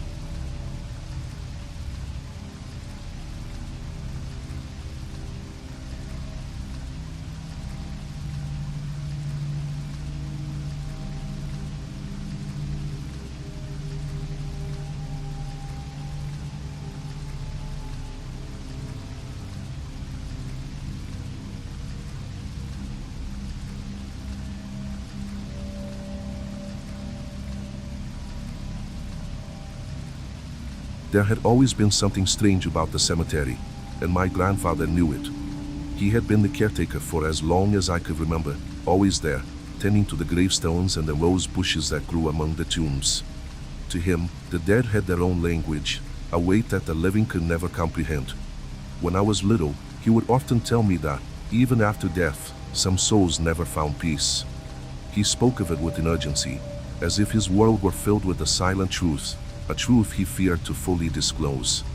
I remember when he made me promise, that night, near the end of his life, with his hoarse voice and tear-filled eyes, that I would never set foot in that cemetery after nightfall. I didn't understand why, but I made the promise, without questioning. The old man, with tired eyes and wrinkled skin, warned me in a way only decades of experience could provide. "Don't go there after dusk, my son. Don't go, they are waiting for you." When he died, still very young, suddenly, all that remained was that strange silence. The cemetery felt further away from me, but at the same time, more present. My steps grew distant, but my eyes were always fixed on the trees that rose between the graves, as if the shadows that lurked to claim my soul. The old man was right about many things, but something inside me felt he had not revealed everything. And, as it happens with the curiosity of youth, the need to discover the unknown became greater than the promise. It was on a moonless night that I decided to go. For no apparent reason, just a growing restlessness led me there. I knew he didn't want me to go, but I also knew that his death did not lift the weight of the secret he had tried to keep from me. The silence of the village around me seemed deeper than usual, as if the night had swallowed everything. Only the muffled sound of my steps on the wet earth, breaking the silence, reminded me that there was still life within me. Crossing the rusty gates was easy. The chains were loose. The key had always been a formality. The sensation that washed over me was one of icy stillness, a feeling of being watched, even though no one was there. The wind passed through the dry trees, but nothing felt real. The cemetery was darker than I remembered, the night's gloom intensifying as I delved deeper among the gravestones. It was then that I began to hear the sound. It was low, but unmistakable, a kind of rustling. It wasn't the wind, it wasn't the sound of leaves. It was something more organic, something that moved. I stopped, trying to locate the source of the noise, but nothing made sense. It was as if the cemetery itself were breathing.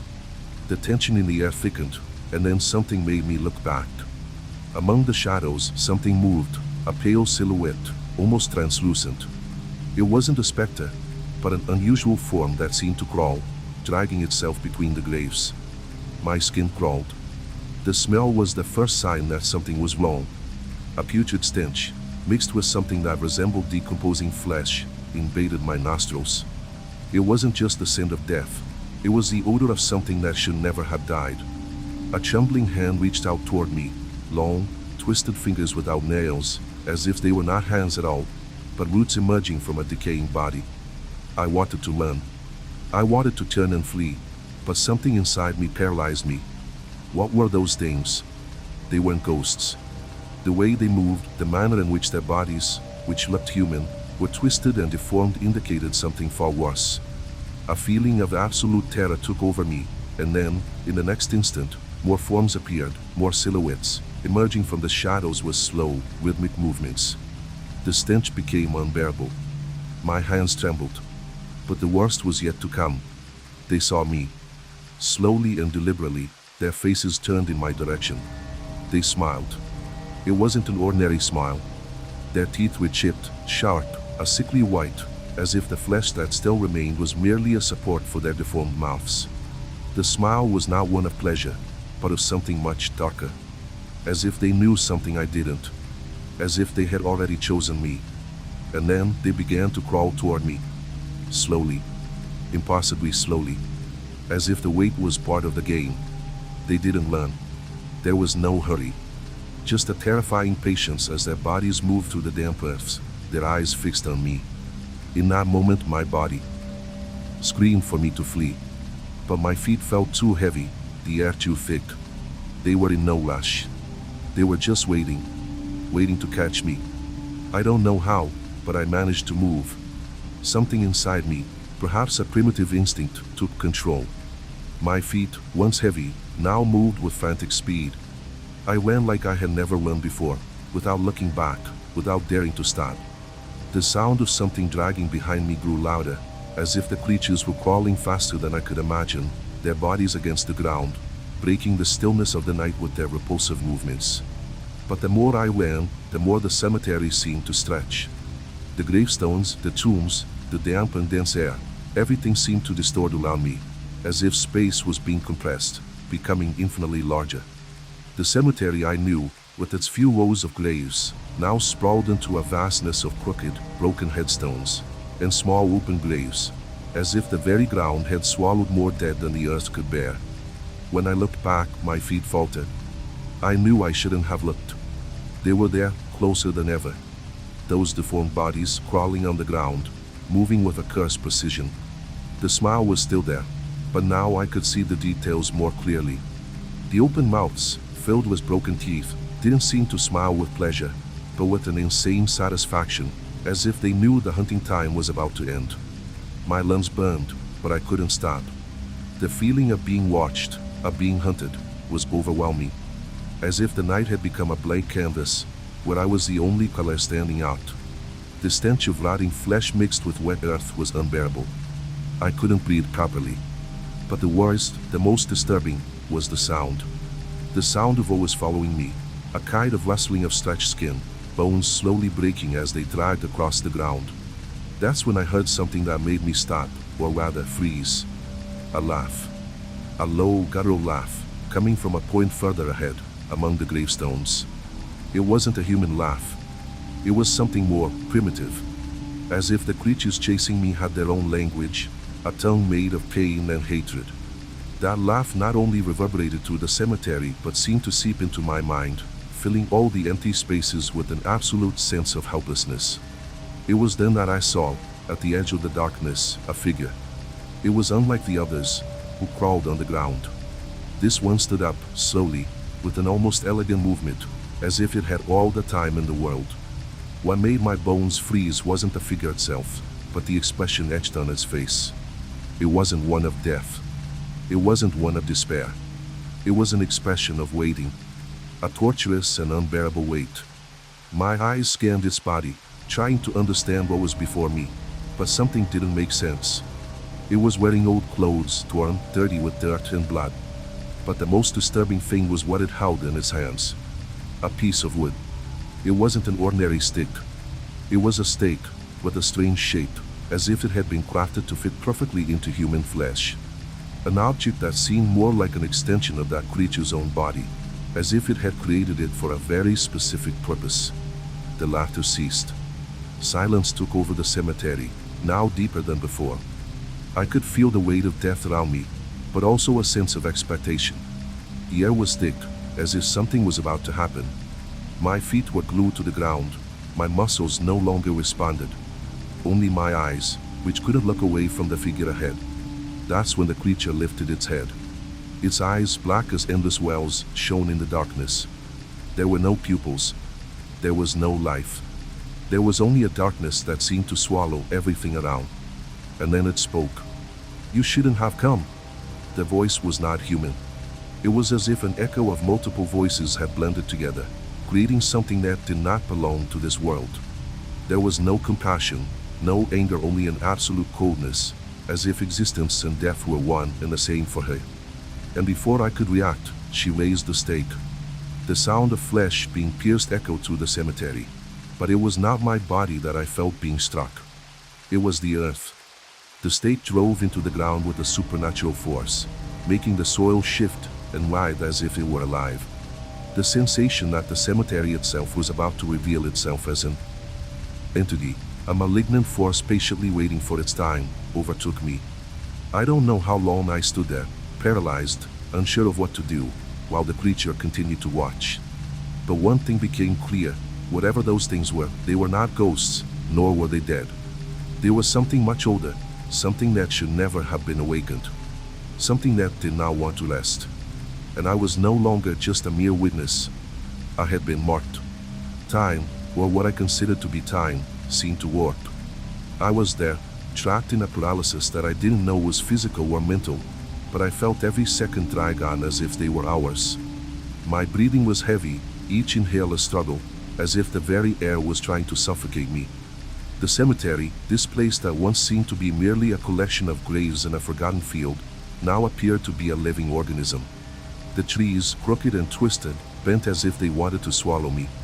The smell of rotting flesh, of decay, was everywhere, saturating my skin, my clothes, my nostrils.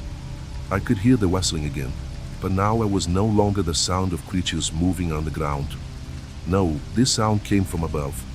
I looked up at the sky and saw something I would never forget. There were no stars. The sky was dark, like a vast layer of pitch, impenetrable and dense, and at its center, something was moving. A black, amorphous mass that seemed to distort, as if it were shaping itself into something. Something alive. I didn't know exactly what that was, but a part of me already knew. I knew that it was the reason the cemetery existed. It was the reason why that place always had a peculiar scent, as if it were not just the odor of death, but of something much older, something waiting to be fed. The guttural laughter of the creature in front of me interrupted my thoughts. The sound was so loud, so grotesque, that I felt my bones tremble. I knew there was no escape anymore. They were surrounding me. The figure with the stake was still there, standing still, but now something had changed.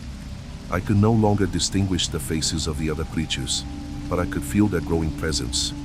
They were around me, crawling silently, almost as if they knew I no longer had the strength to flee. It was then that the creature in front of me took a step forward. The stake was still in her hands, but now, as she lifted it again, I saw something even more macabre. She didn't raise it towards me, no. She pointed it at the ground, near my foot, and a supernatural pressure took hold of me. I wanted to scream, to run, but the words failed me. My legs trembled, my hands were sweaty and cold at the same time. The ground, once cold, began to tremble slightly beneath my feet. The sound of something moving beneath the earth started to intensify, and then terror consumed me. I felt the ground beneath me opening up, as if something was preparing to emerge, and the most unbearable part was that I knew exactly what it was. I knew there was nothing I could do. It was too late. When the first piece of flesh began to appear, with a mushy, greenish texture, pushing the earth aside, my stomach churned. Whatever was rising from the ground was not human, but it was something that in its deformity resembled what a human might have been at some distant time, in a forgotten era.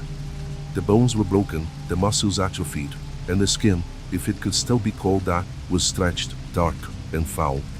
That being, if it could be called so, stood up, its eyes empty of any intelligence, but filled with an uncontrollable desire. It did not speak. It did not need to. Its movements, slow and mournful, were enough to leave me paralyzed. It walked, but with each step, more pieces of flesh could be seen emerging from the earth, other bodies, other creatures, slowly rising. They formed gradually, as if the graveyard itself was generating them, as if the soil was feeding on something more than just the dead. The stench was unbearable. But what made me want to vomit was the sound.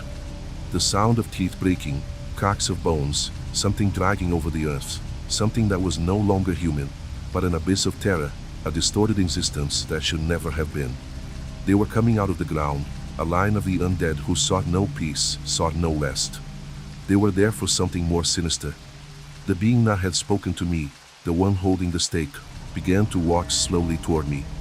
It wasn't hurried, but confidence was etched on its expression, as if it knew I had nowhere to go. His face drew closer and closer, and I could see that behind the broken teeth, the smile had vanished. What was there now was something completely emotionless. It was as if its expression belonged to a being beyond good and evil. It knew that death for me would not be the end. It would merely be the beginning of something I could never imagine. I couldn't resist. Before it reached me, something in my mind exploded. Fear, pain, agony, all blended together. I no longer knew what was real. My mind could no longer process the scene, the sounds, the distorted faces. Terror took hold of me in a way I cannot explain. It was as if a part of my soul was disintegrating. As if the creatures wanted not just to kill me.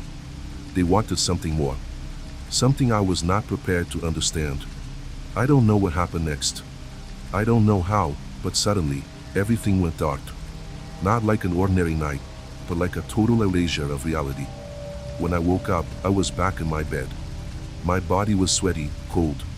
The nightmare was still fresh in my mind, but something felt off. The smell of earth was on my skin.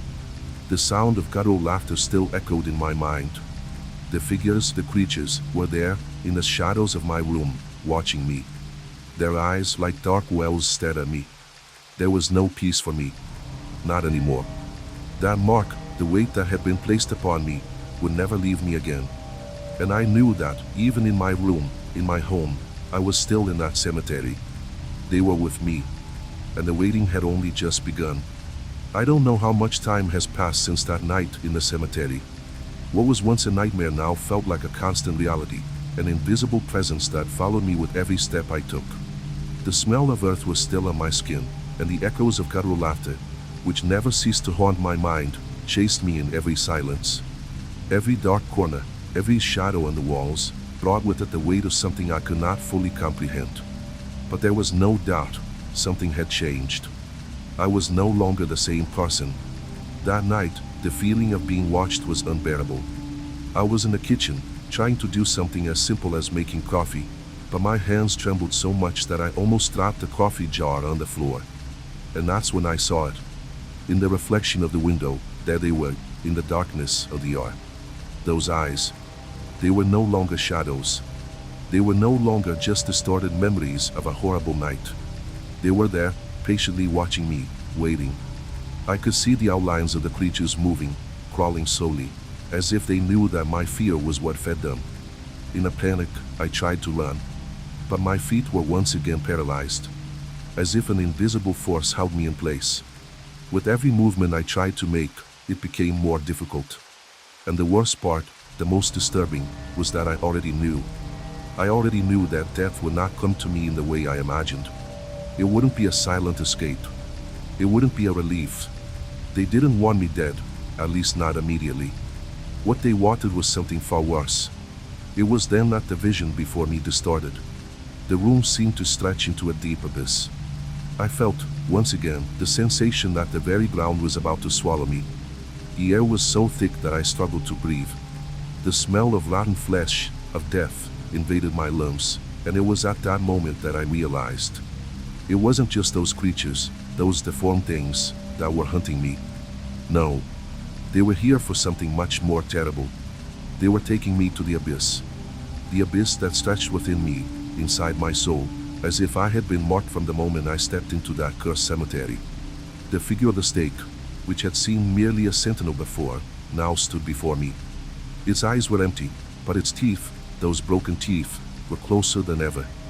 I wanted to scream, wanted to call for help, but my voice failed me. It was as if all my strength was being drained, one by one. "You'll never leave here," it whispered, its voice blending with the sound of breaking bones. And then, with a smooth motion, it bent down and placed the stake in my hand. What happened next was indescribable. I felt the ground shift beneath my feet, the surface of my own skin shattering, as if I were becoming an extension of that which was being consumed.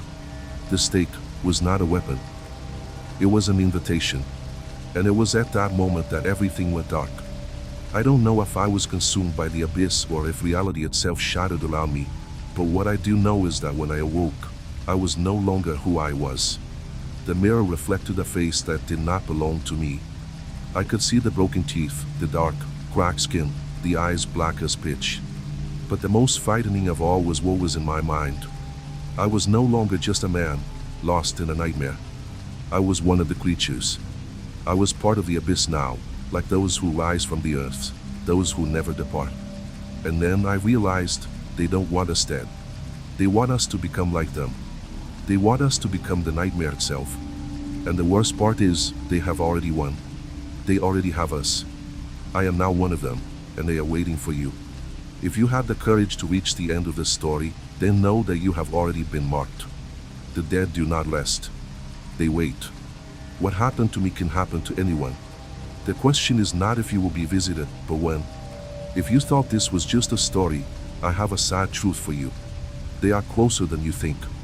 And in the silence of the night, when you close your eyes and try to sleep, it will be the last moment of tranquility you will have, because I have already heard the whispers. They are coming. If you want to know more, if you have the courage to listen, we will return. And you will come too. Stay alert.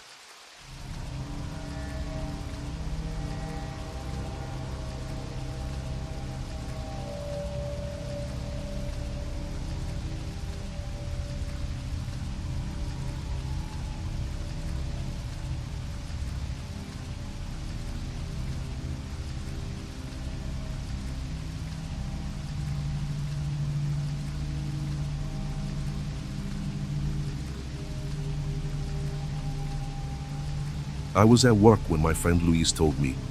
I, always skeptical, would never have imagined that his story would become something so real to me.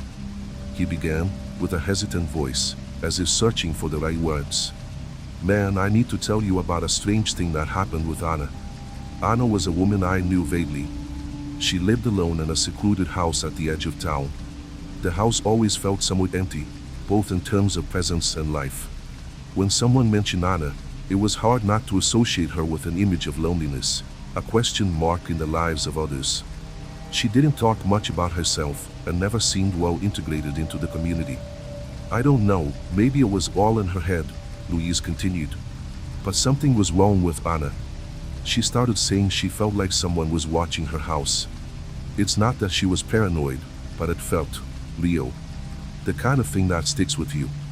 I got in on the conversation, a bit intrigued but still with the rational view that this was just a suggestion from her mind. But couldn't she see who it was? Louise paused, the expression on his face grew somber. She didn't see, but she felt. It was like someone was there, standing at the entrance of her room at night. She never mentioned a face or any details, just the presence. You're telling me she was afraid of nothing? I couldn't help my incredulity. That's what she said? At first, she tried to ignore it, like anyone would do. But as the nights went by, the feeling of being watched only grew stronger. She locked herself in more and more. But it didn't help. Louise took a deep breath, as if the words he was about to say carried immense weight. One night, she looked through the crack in the door. She was alone, of course, and the sound of the trees swaying was the only noise. And that's when she saw it. A figure. A figure? I asked, my tone more serious now. Yes. She described it as a shadow, darker than the dark, standing at the entrance of her room. You couldn't see a face, but she knew it was looking at her. The feeling of fear was so intense that she tried to scream, but her voice wouldn't come out. When she finally managed, the figure disappeared. I laughed nervously. So, she saw that and no one else? Maybe it was a nightmare or something like that. Louise looked at me with a serious expression. I thought the same thing. But when the police were called, they found nothing. No signs of break-in, nothing that could explain it. The only strange thing she found was the feeling that something was still there. Of being watched, even after all that. The problem is, that wasn't the last time. I frowned. What are you trying to tell me? Anna isn't crazy, Louise replied, his voice lower, as if the weight of the words was already suffocating him. She wasn't the only one. Other people in the area started reporting similar things. Shadows. Being watched. But no one knew what to do. He paused. That night, when the figure appeared to Anna, she wasn't the only one. She was just the last to see it. I remained silent, feeling the tension in the air. But Louise wasn't finished. He leaned forward, and what he said next was the kind of thing that never leaves your mind. I don't know how she remained so calm afterward. Maybe it was despair. But shortly after, she discovered something that changed everything. That shadow, that thing, was connected to something much worse than she imagined. I looked at him, feeling a chill run down my spine. What do you mean by that? Louise looked at the ground, as if trying to digest the words. She found out that the shadow wasn't just watching. It was waiting. From that moment on, everything changed. That simple comment made my mind race, imagining a multitude of possibilities. What did waiting mean? For what? Who or what was behind those apparitions? The only thing I knew at that moment was that nothing would ever be the same again. Louise said nothing more. Silence fell heavily between us, like an unbearable weight, and I could feel my nerves tense, as if something, or someone, was watching me too. The tension in the air was palpable, almost as if that place, the environment we were in, was somehow becoming part of Anna's story. I was almost expecting that, at the back of the room, a shadow would stretch out, like a reflection of something that shouldn't be there. Louise, I finally managed to say, my voice low, what do you mean by waiting? Waiting for? What? He looked at me, his dark, deep eyes as if he had seen something that made him lose any trace of normality. Anna. She started investigating after the last time the figure appeared. She couldn't shake the feeling that the thing was, in some way, waiting for something. but she didn't know what. Just that. With every passing night, it grew more intense. The description of that didn't sound good at all, not one bit. Something in my mind tried to push the idea away, as if just thinking about it was opening a door to something much darker. Louise continued, taking a sip of beer while staring into nothing. She sought to learn more about the house, about the area, and ended up discovering something. An old newspaper. Something that had been buried, you know? Like an accident that no one wanted to remember anymore. I leaned forward, curiosity consuming me, but at the same time, a growing fear. What was he about to tell me? This house, where Anna lives, it wasn't always hers. It once belonged to a man named Raphael. A reserved, reclusive kind of man who lived there with his wife. They seemed fine, or at least it appeared that way. But one day, the woman disappeared. There was no trace. No clue. Just a void.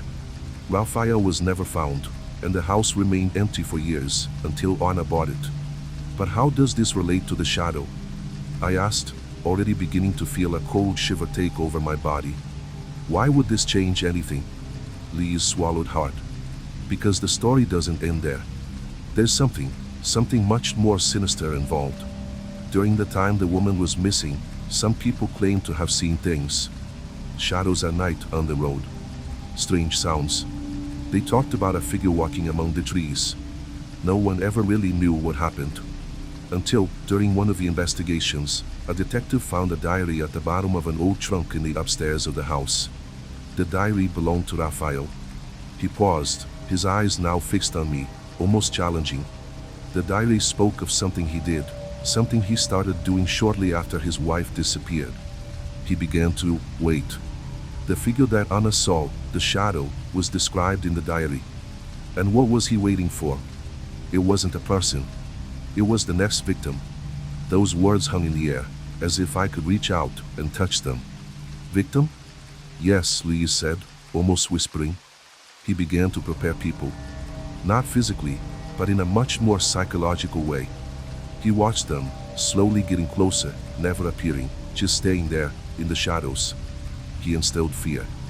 And as if that wasn't enough, he made the person feel, not just observed, but also desired. Fear became a necessity.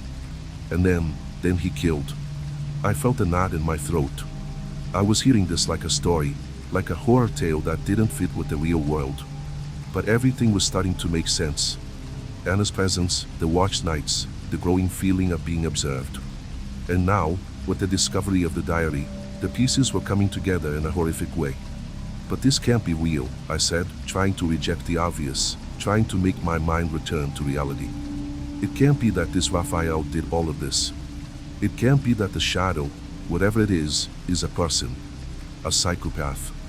You still don't understand, do you? Louise interrupted me, his tone now more serious. Raphael was not an ordinary person. He was trying to create something. An entity. Something that fed on fear. On terror. The air around us seemed to weigh even more, as if the very environment was absorbing that terrifying narrative. I felt a chill wash over my body, my mind torn between the desire to listen and the urgent need to stop. The shadow, Louise continued, is the reflection of what he became. He didn't disappear. He transformed into something worse, something that is always waiting for someone. He creates these presences in the minds of the victims. But the worst part of all is that the shadow never goes away. I stood up, not knowing what to do with the flood of thoughts bombarding my mind. Whatever the truth behind Anna's house was, I no longer felt safe in my own body. She's not getting out of this, Louise said, as if he knew what I was thinking. And honestly, I don't think any of us will. At that moment, I felt something strange. Something inside me, in my own home, that seemed to be watching me.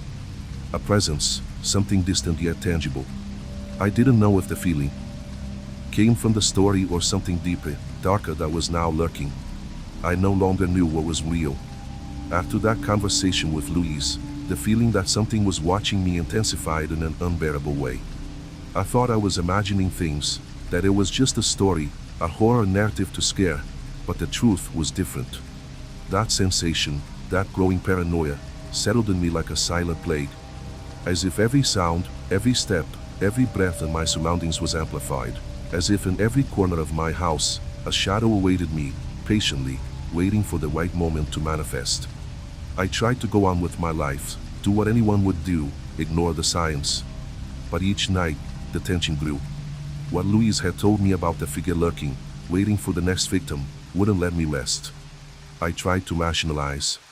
How could someone, or something, be so meticulously attentive? But when darkness fell, I felt the presence again. Not as an abstract feeling, but as something palpable, a tension in the air, an unbearable weight, as if the house itself had turned into a trap. And it was on one of those nights that, finally, terror took shape. I was home alone, or at least I thought I was. The night was cold, the only light illuminating the space was the dim lamp on the table. The wind hit the windows, and the trees moved with a sinister sound, as if whispering something in the dark. I was reading, trying to distract myself, when I heard the first noise. It wasn't just any sound, but a soft, almost imperceptible movement coming from the direction of the hallway. My body tensed immediately. The air grew denser. I tried to ignore it, but the noise repeated, this time louder, clearer. A step. The sound of something, or someone, moving slowly through the house. My heart raced. With my mind boiling with fear, I got up from the chair, moving cautiously as if I didn't want to be heard.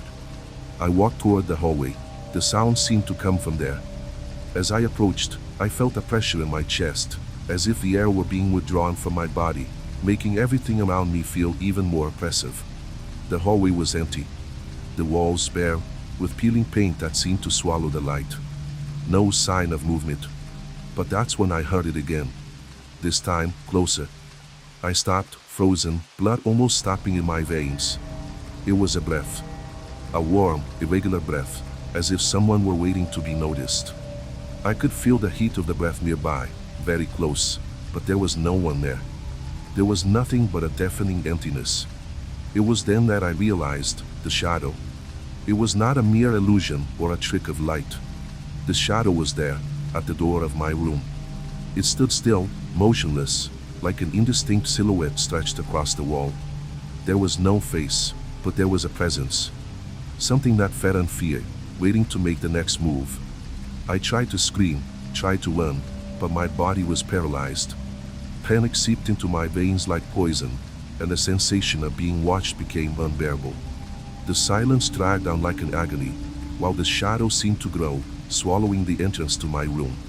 It was as if it knew the exact moment my fear would peak. And then it advanced. I shrank back, falling to the floor, my body trembling, powerless. It was no longer just a shadow, but something much worse. The feeling that something was close, very close to touching me, was indescribable. I could feel the presence stronger than ever, and the echoes of what Louise had told me about the man and his obsession began to make sense. The shadow was not just a being. It was a manifestation of what he had become. The thing that waited, that fed on our anguish. I closed my eyes, trying to find a way to escape it, but what followed was something even more macabre. When I opened my eyes again, the shadow was no longer at the door. It had vanished, but the feeling that it was still there, somewhere in the house, haunted me. Something told me that the worst was yet to come. That figure would not be just an isolated apparition. It had chosen, and I was already marked. In the following days, I tried to return to my routine. I went to the police, as if that could bring some explanation, some truth. They found nothing. No signs of forced entry, no clues. Just an open case, another unexplained disappearance, like all the others that had happened in that area. It was then, on the next night, that something even more disturbing happened. I received a letter. It had no address, no sender, as if it had been left there by someone who already knew what would happen. The paper was thick, stained with something that looked like blood. The words, handwritten, were distorted, as if the person had made an effort to make them unreadable. But what was written, I will never forget. I know where you are. I know what you fear. You will be next. But don't worry, you will enjoy this. At that moment, I realized that the shadow was not just a figure. It was a presence that infiltrated the soul, playing with the mind, feeding on terror. And I was in plain sight. From that moment on, there would be no escape. There was no safe place left. I was trapped. And the shadow was waiting. I no longer knew who I was. The letter had become an unbearable weight. It was not just a piece of paper. It was a sentence, a warning that nothing would ever be the same again. Since that day, the feeling of being watched had not faded, and the echoes of the words written in the letter hammered in my mind incessantly. You will be next. Fear was now in every breath, in every movement. I felt his presence, or whatever it was, getting closer and closer, like a rope tightening around my neck. I spent sleepless nights at the mercy of that thing. The silence of the house seemed deeper, more suffocating. I could no longer distinguish what was real and what was merely my growing paranoia. The shadow that had appeared at my bedroom door began to manifest in more insidious ways. I saw it in the reflections of the window, in the shadows cast by the trees, even in the mirror, where its distorted outline emerged whenever I turned my back. But nothing prepared me for what happened that last night. I was sitting on the couch, the lights off, trying to understand how I had gotten there, how a simple curiosity, a story shared by Louise, had led me to this point. But something was in the air, something out of place. What had once seemed like a subtle presence had now become an overwhelming force. Something was pulling me toward the back of the house, as if the walls were closing in around me. Something was there. I could hear the breath, warm and irregular, behind me. What happened next is hard to describe. I tried to get up, I tried to scream, but my body wouldn't respond. It was as if I had been frozen, trapped in my own mind. And then I felt it. A cold touch, a hand that shouldn't have been there, brushing against my neck. The air turned icy, and the smell of mold and decay enveloped me, as if death were beside me, waiting for the right moment to take me. I couldn't move. The touch of the shadow was more than real. It was physical. And when I finally managed to turn my head, there it was. Not a man, but a distorted figure, a dark mass that stretched and twisted as if it were forming, solidifying before me. Its eyes were empty holes, and a grotesque smile formed on its face, a smile that was not human. It watched me, and in that moment I knew. It was not just a shadow. It was him, Raphael, or what was left of him. The man who had transformed into something so dark, so twisted, that he was no longer a person. He was there, not to kill, but to consume. He wanted me, not physically, but with something deeper, something I couldn't even comprehend. As he approached, the air grew even denser, more unbearable. I could hear the whispers, the murmurs emanating from his figure, words I couldn't understand but that chilled me to the bone. And then he spoke. You're waiting, just like I am. It was in that moment that everything made sense. I wasn't just being watched. I was being prepared. Prepared for something there would be no escaping, something that would transform my soul into part of its macabre collection. I was no longer a man. I was just another victim in an eternal cycle, where fear and pain were the main ingredients. The shadow moved closer, and in a motion that seemed instantaneous, it enveloped my body. The cold took over, the darkness consumed me. I couldn't scream, I couldn't move. The sensation of losing my humanity was overwhelming. I was becoming part of that thing, that which fed on others. I knew there was no turning back. I had been chosen. But just before everything was swallowed by the void, before my mind was completely taken, one last thing happened to me. I woke up. Or at least, I thought I had woken up. What I saw then froze the blood in my veins. I was back on the couch. Everything seemed normal. But when I looked at the door, the shadow was there, waiting for me, watching. What had happened the night before, what I thought I had lived, was just the beginning. And now, he knew I was aware of his presence. He knew I knew. And it was just a matter of time. The worst was yet to come. This was just the beginning. The terror has no end, and there is much more to come.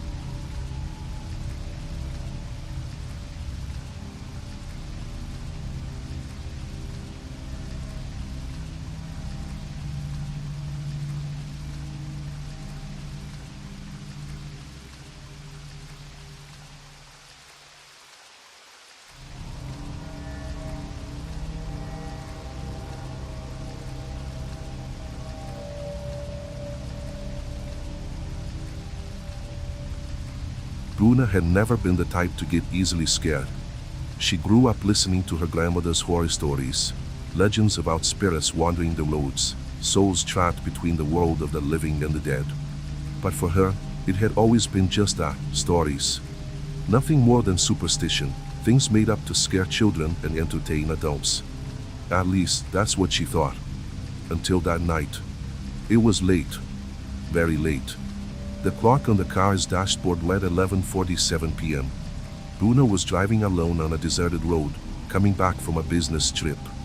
The journey was long, and the silence of the countryside seemed to stretch infinitely.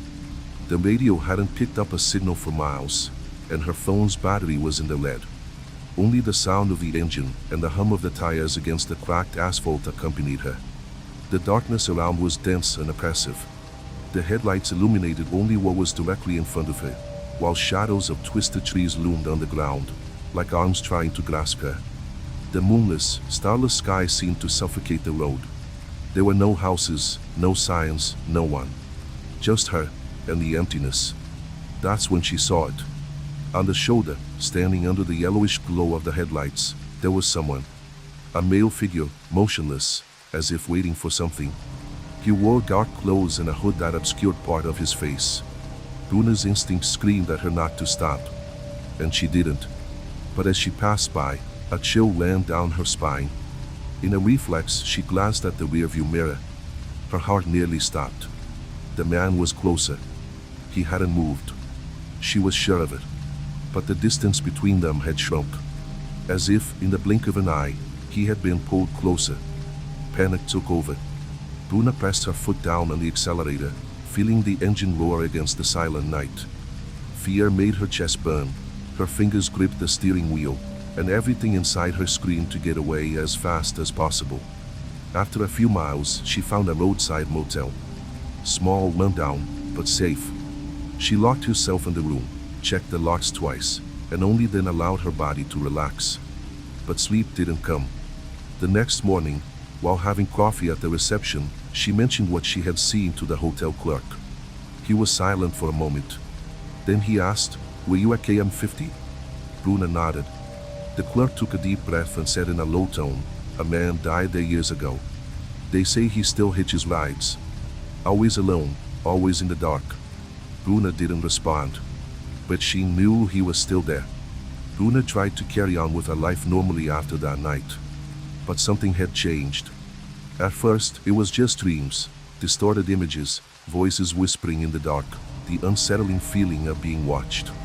The man on the shoulder appeared in her nightmares, always motionless, always waiting. His face was never clear. Just a silhouette, a blur in the corner of her vision, an echo of something that shouldn't be there. But then, the dreams became something more. The feeling of being watched didn't fade with dawn. She began to notice little things. Strange reflections in the bathroom mirror, shadows that seemed to move in her peripheral vision, noises that made no sense in her apartment. The worst part was at night. The car radio would turn on by itself. Always static. Always a low buzzing, as if someone was trying to speak but couldn't. The headlights flickered when she passed through emptier streets, as if some invisible interference was messing with the electrical system. The rearview mirror became her greatest fear. No matter how much she tried to avoid it, sometimes, in a glance, she saw something there. A shadow, a silhouette that shouldn't be in the back seat. Always out of focus, always on the edge of the real and the imaginary. But the worst night came when, already exhausted from weeks of poor sleep, she decided to confront her fear and take the same route back. It was the only way to get it out of her head, to prove to herself that it was all just paranoia. She drove slowly, analyzing every detail of the road. The moon was hidden behind clouds, and the darkness felt denser than the last time. The silence was complete. No other cars, no animals, not even the sound of wind through the trees. Then, her heart stopped. A few meters ahead, exactly where she had seen the man the first time, there was something on the shoulder of the road. But it wasn't a man this time. It was a car. Or what was left of it. The vehicle was tipped on its side, covered in rust and vegetation, as if it had been there for years. The windshield was completely shattered, and the metal was twisted, as if something had dragged itself out. The driver's door was open. Bruna felt her breath catch. She recognized that car. It was the same model, the same color, even the same dents on the hood. The same car she was driving now. Her hands trembled on the wheel. What she was seeing made no sense. It was like looking at a distorted reflection of something that hadn't happened yet. That's when she heard a noise. Something scraping against the glass. Her body froze. Slowly, she turned her head. Outside, near the passenger window, a hand rested on the glass. Finger by finger, bony, too long, pressing against the glass hard enough to make a dry sound, like nails scratching a cold surface. Bruna's breath became heavy and shaky. She didn't want to look. She knew that if she looked, something inside her would break. But she looked, and what she saw would haunt her for the rest of her life. It wasn't just a hand pressed against the glass. It was something more. Something that shouldn't exist. The skin was grayish, almost translucent, covered in a damp sheen, like flesh newly exposed to the air. The fingers were too long, crooked, as if they had been broken and patched up incorrectly. The nails, blackened and cracked, looked like worn claws from something that had spent a long time digging, or trying to escape from somewhere. The glass trembled under the pressure of that thing. Bruna felt every hair on her body stand on end, her heart hammering in her chest, her temples throbbing in a despair she had never felt before. The instinct screamed for her not to look beyond the hand, not to raise her eyes. But when the hot, irregular breath touched the glass, a smell of rotting flesh invaded the car, and she couldn't help it. She looked, and there it was, the same hood, the same motionless body she had seen on the road. But now, so close she could see what was underneath the shadow. There was no face. Or rather, there was something there, but it shouldn't have been. It was as if dead skin had been stretched over a misshapen skull. The jaw seemed dislocated, the lips absent, revealing small, sharp teeth, serrated like an animal's. The eyes, my God, the eyes, black. Not like darkness, but like an absolute void, an absence of anything that could be called life. Eyes that did not reflect the light of the headlights, that did not blink, that did not seem merely to be seeing, but absorbing everything around, as if they were sucking up what remained of reality. Bruna felt her body lock up, the muscles paralyzed, her breath failing. It was as if time had stretched, as if the thing outside was draining something from her. Then that thing's mouth opened. Slowly, painfully. A dry creak, like bone separating, as if it had never been meant to open. And from the depths of its throat, a sound emerged. It wasn't a scream. It wasn't a word. It was a noise, a cavernous echo, deep, like distorted voices being drowned in static. Like a lament coming from the earth. Like something trying to speak, but not knowing how. Bruna's mind screamed. She slammed down on the accelerator. The car screeched, the tires skidding on the old asphalt, and then shot down the road, fleeing from that thing which, even without moving, seemed to be drawing closer. She didn't look in the rearview mirror. She couldn't look, but she felt. She felt that weight still present, that presence in the car, behind her, watching. An unbearable chill spreading through the air, as if the atmosphere had thickened, impossible to breathe. As if something was sitting there, in the back seat, waiting for the right moment to reveal itself. She drove on without stopping. Miles and miles, until the sky began to lighten on the horizon. Only when the first rays of sunlight appeared did that feeling start to fade. The weight in the air lessened. The cold disappeared. And when she looked in the rearview mirror, there was nothing there anymore. But Bruna knew. It wasn't over. It never ends. Bruna drove as far as she could. The road seemed endless, a tunnel with no exit. Only when the sky was tinged with a pale shade of blue and the first city appeared on the horizon did she allow herself to breathe. The daylight was supposed to bring relief, but everything inside her told her she was not alone. She parked at a gas station and got out of the car with shaky legs. The smell of stale coffee coming from the diner mixed with the aroma of gasoline, and the place felt too mundane for the terror she had just experienced. Everything there was normal. The people, the cars passing on the highway, the sleepy attendants behind the counter. But she knew. She felt. It was still nearby. She entered the diner, ordered a strong coffee, and sat in a corner, trying to organize her thoughts. The image of that thing still pulsed in her mind, as if burned into her retina. It wasn't just what she saw, it was what she felt. As she drank her coffee, she noticed something strange. The people in the place avoided looking at her, as if something was wrong, as if they saw something she couldn't see. In the reflection of the window beside her, she noticed.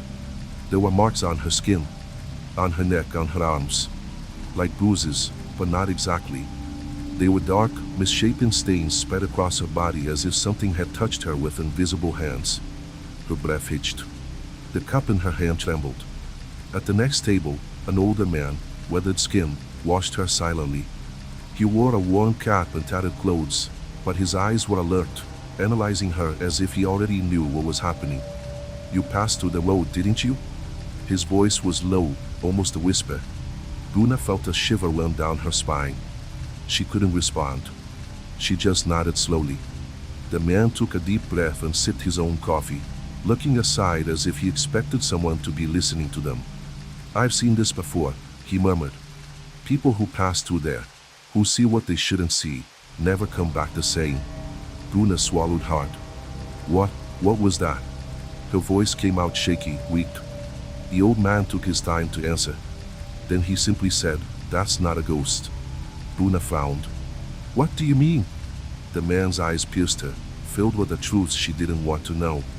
"Ghosts are remnants of something that once lived. That was never human." Bruna felt a knot form in her throat.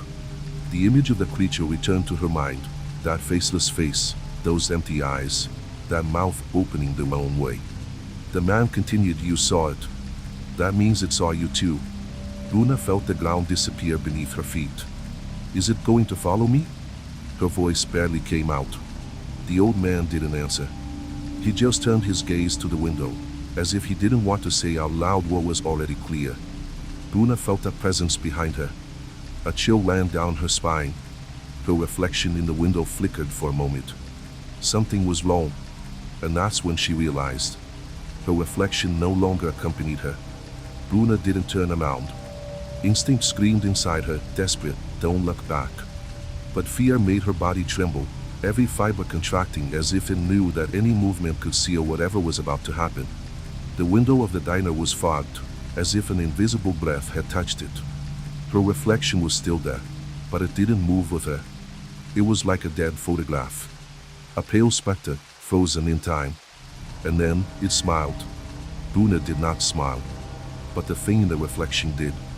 Slowly, as if experiencing something new, its lips parted at an impossible angle, stretching to the limit of the skin, revealing jagged, small, rotting teeth. The old man beside her gripped his coffee cup tightly. His hand trembled. He knew there was nothing more to be done. "It's too late," he murmured, not taking his eyes off the reflection. Bruna felt her eyes burn. Her breath quickened. The stench of rotting flesh filled the air, and the diner's lights flickered violently, as if something were draining the energy from the place. The people around them froze. Time unraveled. Bruna tried to move, to run. But when she finally managed to blink, the reflection was no longer there. The mirror showed only the environment behind her. Nothing of her. She no longer had a reflection. Bruna's body felt heavy, as if something were pulling her down, as if it were unraveling from reality. She felt disoriented, lost, as if her mind were no longer fully inside her body. Then she heard it. Not with her ears, but inside her. The same distorted voice. The same noise of static drowned in the abyss. A voice that now made sense. "Now you belong to me." That was the last thing she heard before the pain tore through her mind. The old man stood up, throwing money on the table and walking out of the diner without looking back. He had seen this before. He already knew what happened to those who stared too long at what was on the road. Behind him, inside the diner, Bruna was still seated. Or at least, what was left of her. Her eyes were black, empty. Her mouth still held a trace of that smile that wasn't hers. Her breathing was erratic, as if something were testing how a human body functioned. And then, slowly, Bruna turned her face to the glass and looked directly at you. "Yes. You. You think this was just a story?" You looked. You listened. Now, it has seen you too. And if, after finishing this video, you look in the mirror, and your reflection is still there, standing still, looking at you, not moving with you, maybe it's too late. Be careful. You might be the next to be seen.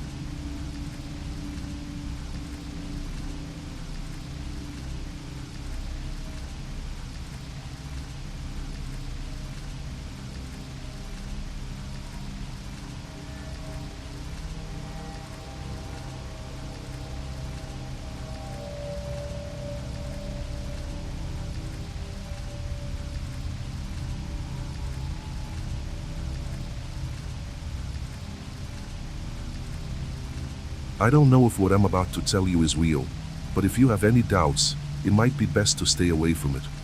It all started with a friend of mine, Clara, an ordinary woman, or at least that's what everyone thought. When she first told me, I thought she was exaggerating, perhaps trying to get attention, but then I realized that terror can seep into the simplest things and hide in the most common shadows. Clara lived in an isolated village in the countryside, where life dragged slowly and the streets, empty in the late afternoon, seemed to fade into the gray horizon. It was a quiet place, but for her, it felt as though a shadow obscured even the daylight. I don't know if you'll understand, but she had always been a sensitive woman.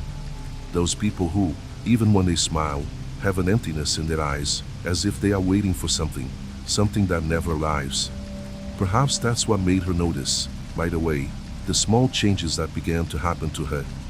It was about a month ago, I think, when she first told me about what was happening. Clara started having nightmares, something she had never experienced before. Of course, we've all been through that, but hers were different. They were intense, too vivid, as if each detail were a sharp blade piercing her mind. She told me she felt the presence of someone in her dreams, a dark figure, faceless, but with eyes so black they seemed to swallow the light around. At first, she thought it was just an ordinary nightmare, but when it repeated night after night, she began to feel restless. Fear took hold of her in a way that didn't make sense. She couldn't rest, couldn't sleep anymore without fearing that the thing would return. And the worst part? Each time she woke up, she felt as if something had changed. As if, somehow, the nightmare had infiltrated the real world. She tried to ignore it, as anyone would, but things began to get more intense. Clara told me that in the past few weeks, her dreams were becoming more real with each night. At first, she only saw that strange figure watching from afar, but over time, it started to come closer, and the feeling of drowning became unavoidable. It was as if a growing pressure took over her throat, preventing her from breathing, and the black eyes seemed to pull her into a deep darkness. One night, she dreamed she was in her living room, on one of those quiet afternoons, with the sunlight already weak, coming through the window. She was alone, which was strange, because there was always someone nearby. But in that dream, the emptiness was absolute. She tried to call out for someone, but her voice wouldn't come out. That's when the figure appeared, standing in the doorway, as if it had been waiting for her all along. The black eyes stared at her intently, and Clara knew, without a doubt, that it was there for something. But what? What unsettled me upon hearing her account was the expression on her face as she spoke about that moment. She seemed to be reliving everything, as if words were not enough to describe the pain she felt. When the figure began to move toward her, Clara tried to run, but each movement felt heavier, as if her feet were sinking into the ground. The air grew thick, stifling, and panic consumed her body. No matter how hard she tried, something always pulled her back, toward that shadow. I couldn't breathe, I couldn't escape, she told me with a trembling voice. I knew he was going to get me. I knew that if he touched me, there would be no turning back. It was this feeling that started to disturb her even more. The sensation that somewhere inside her mind, she was losing herself. And worse, every morning, upon waking, she felt that something had changed. As if the nightmares were subtly, yet terrifyingly, transforming her reality. I didn't believe everything she said until one day she disappeared. When she called me for the last time, her voice sounded strange, weak, as if she were on the brink of despair. She asked me to come to her house, and it was there I realized that things were no longer under control. I still remember the first time I entered Clara's house after that. The door was ajar, and when I pushed it open, a heavy smell of mold engulfed me, as if time had stopped in that place. The living room was dark, with barely any natural light filtering through the dirty curtains. The silence was thick, a silence that seemed to envelop the entire house, as if it were breathing along with someone, or something. Clara was in a rocking chair, in the corner of the room, motionless. When I saw her, a chill ran down my spine. Something was terribly wrong. The way she sat, with her hands limp by her sides, resembled more a statue than a person. But her eyes were completely dilated, black, lifeless, as if they were staring at something distant, something that wasn't there. Her mouth was slightly open, and a thin line of saliva dripped from the corners of her lips, as if she could no longer control herself. I called out to her, but the response was emptiness.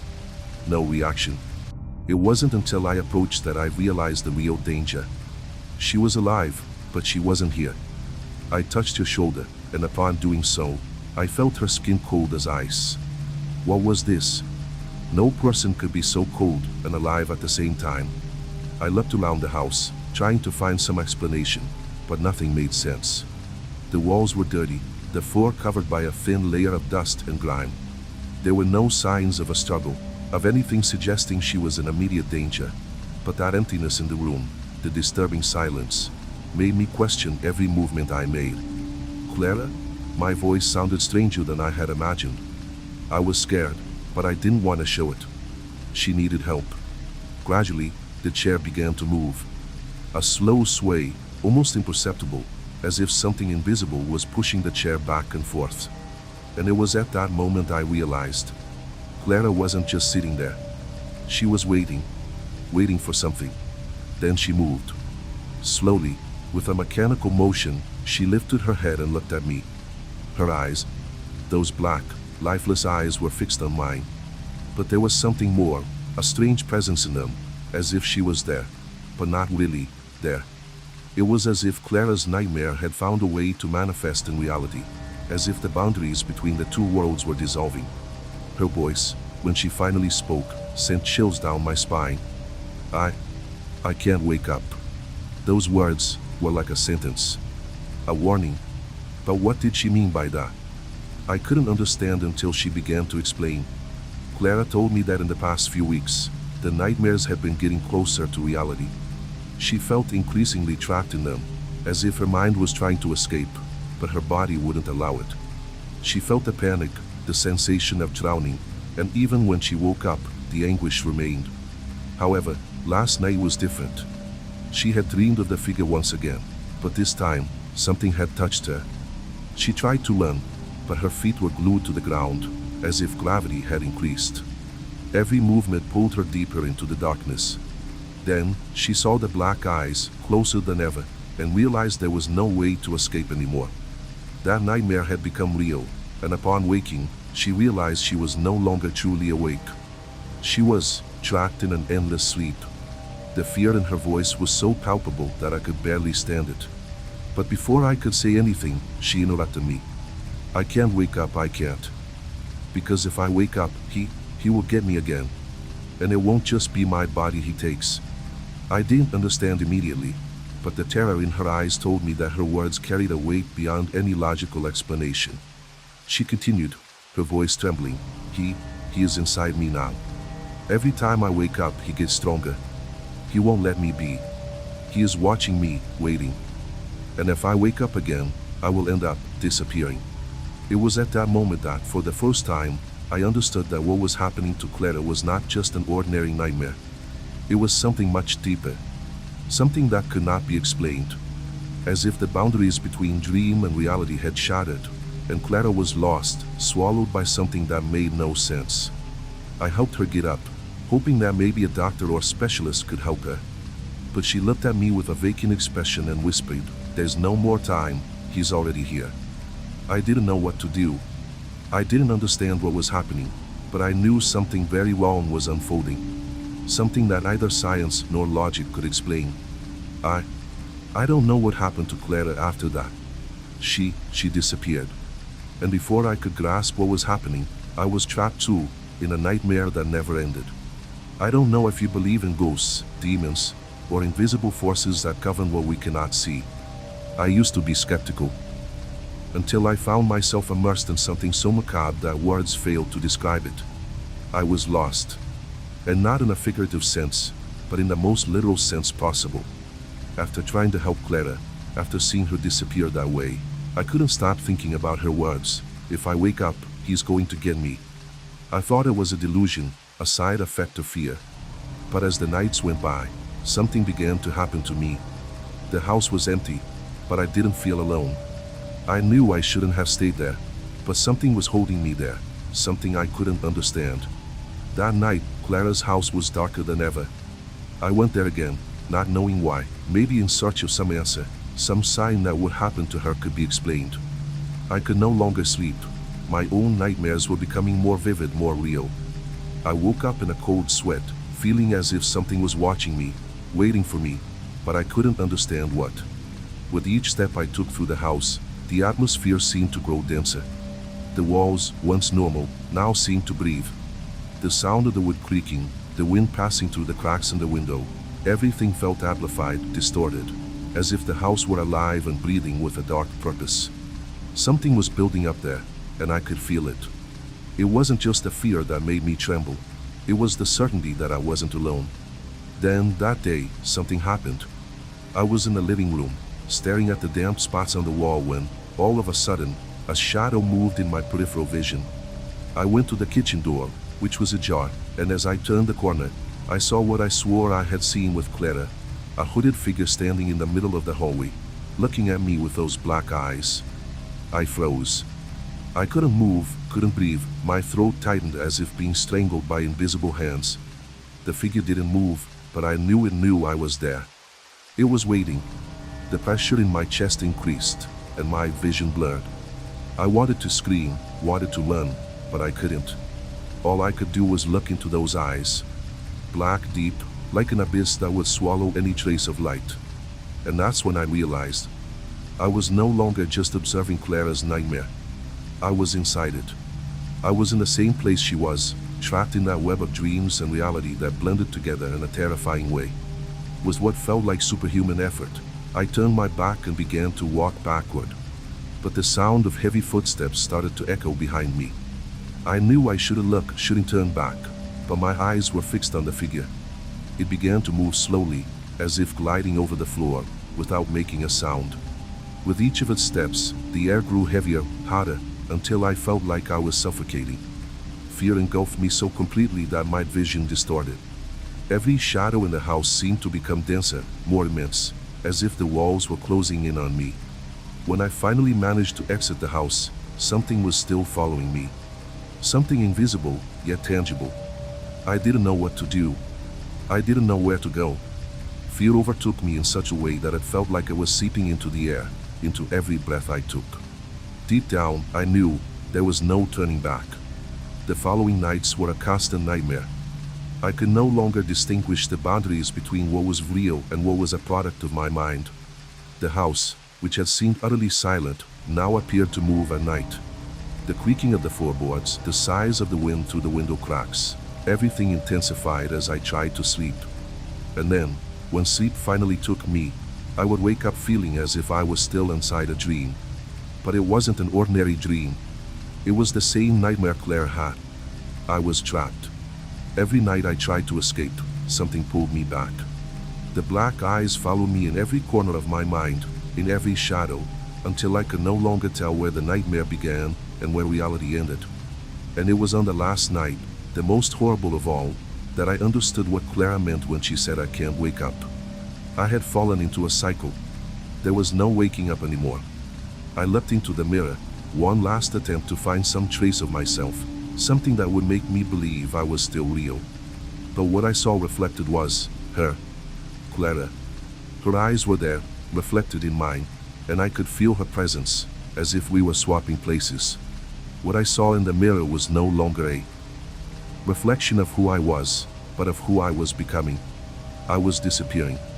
The house, the eyes, the nightmare, everything became a whirlwind of terror in my mind. Deep down, I knew I would never wake up again. What Clara had told me was the truth. Sleep was not rest, but a black hole that devoured everything around it, and once you entered it, there was no escape. I thought I had understood everything. I thought that by diving into that nightmare, by experiencing what Clara went through, I would find a way out, an explanation, some means to fight against what was pursuing me. But the truth, my friend, is that there is no escape. I woke up, or at least I thought I had woken up. Everything seemed normal, or almost. The silence in the house was absolute. The morning light filtered through the cracks of the window. But what I didn't know was that the worst nightmare of all was not what happened while I was asleep. The nightmare, as you will see, happens when you wake up. My mind was fragmented. The boundaries between what was real and what was now were blurred, almost erased. But something was different that day. The fear, the sensation of being watched, the unmistakable presence of that figure with the black eyes, everything was stronger. I felt as if the house itself was breathing with a malignant force. I knew something was waiting for me. Something that would never let me go. I tried to do what anyone would do, leave, run, flee from it. But every step I took seemed to distance me from everything I knew, from everything I believed to be real. The doors were locked, the windows sealed. There was no way out.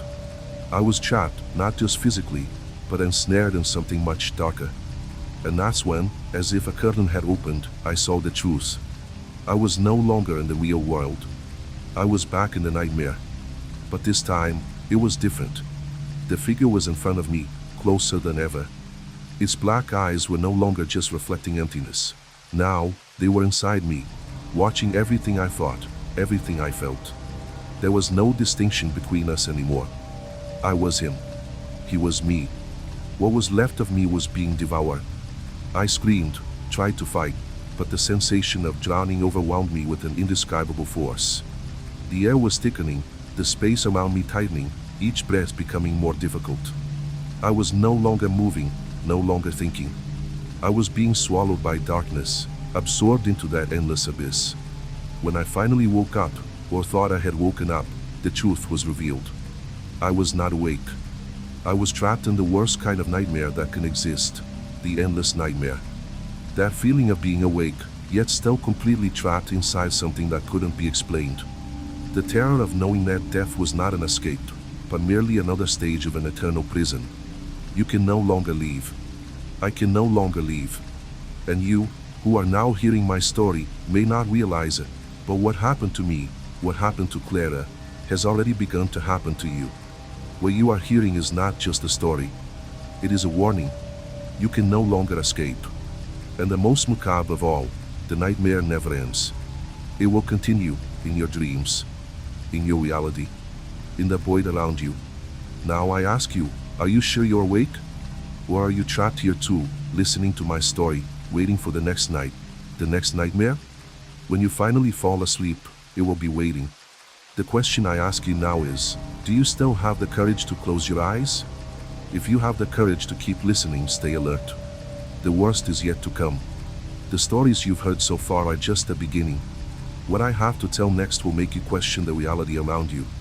Don't close your eyes, don't get distracted. What lies behind the shadows is getting closer to you. But be careful. Don't say I didn't warn you.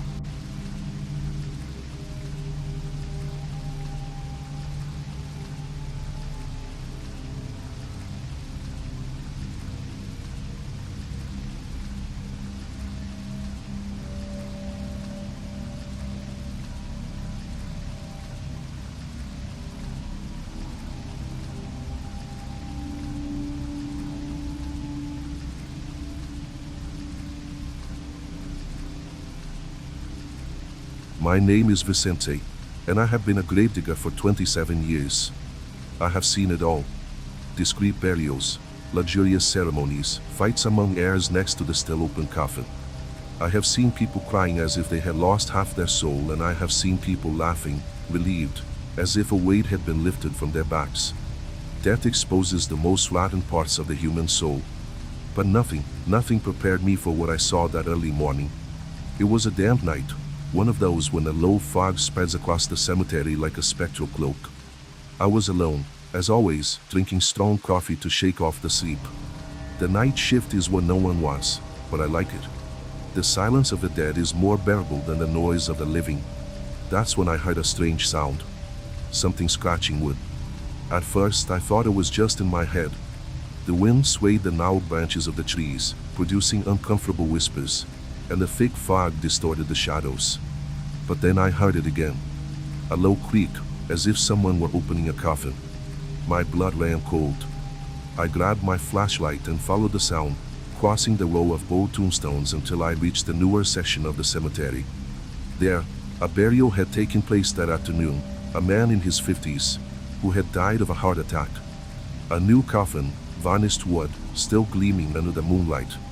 And it was open. I was frozen for a moment. I thought about vandals. Perhaps a grave robber. That had happened before, people digging graves in search of jewelry or anything that could be sold. But when I shone the light inside the coffin, I felt my throat dry up. The body was there, but not intact. Someone, or something, had torn pieces from the putrefied flesh. There were bite marks on the deceased's face. The dead skin had been ripped, exposing bones and cartilage. The eyes were sunk into a dark hole, as if they had been pulled out by hand. My stomach churned. The first thing that came to my mind was an animal. Stray dogs, perhaps. But how would they have opened a sealed coffin? I looked around. The ground was disturbed, trampled. And then I saw the footprints. Some were human, barefoot deep, as if someone had walked leisurely through the soft earth. Others were not human. I can't exactly describe what I saw. They were not dog paws, they were not wolf tracks. They were long, thin, with sharp marks at the ends like claws. I swallowed hard.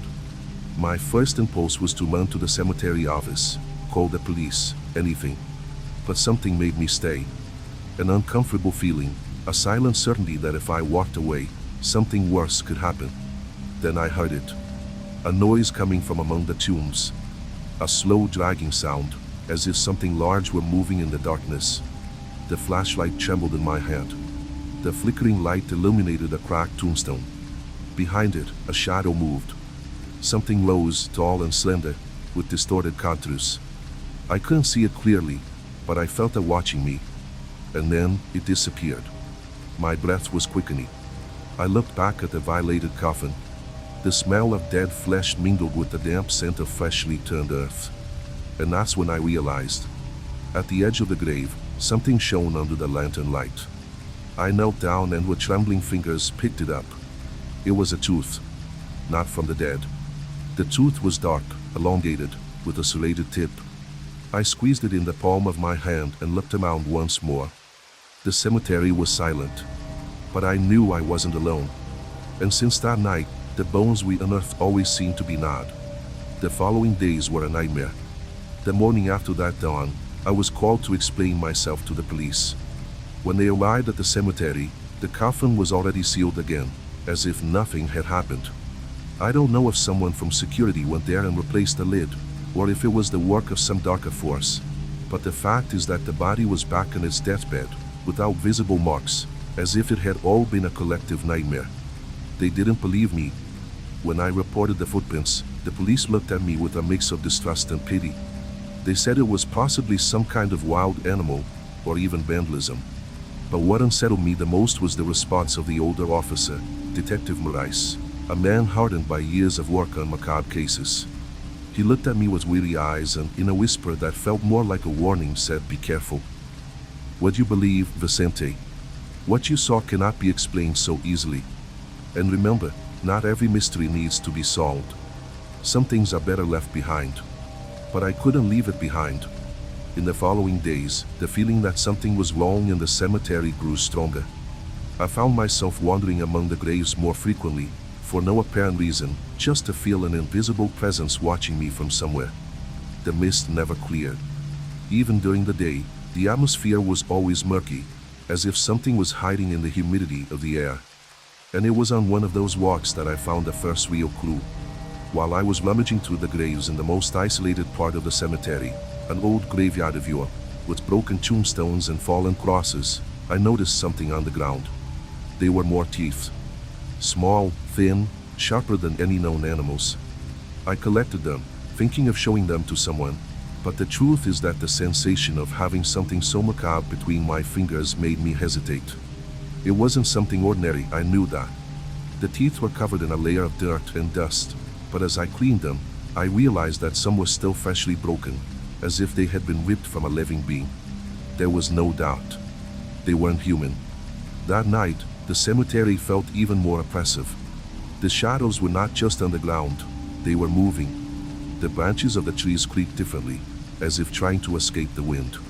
The air was heavy, laden with something I couldn't identify.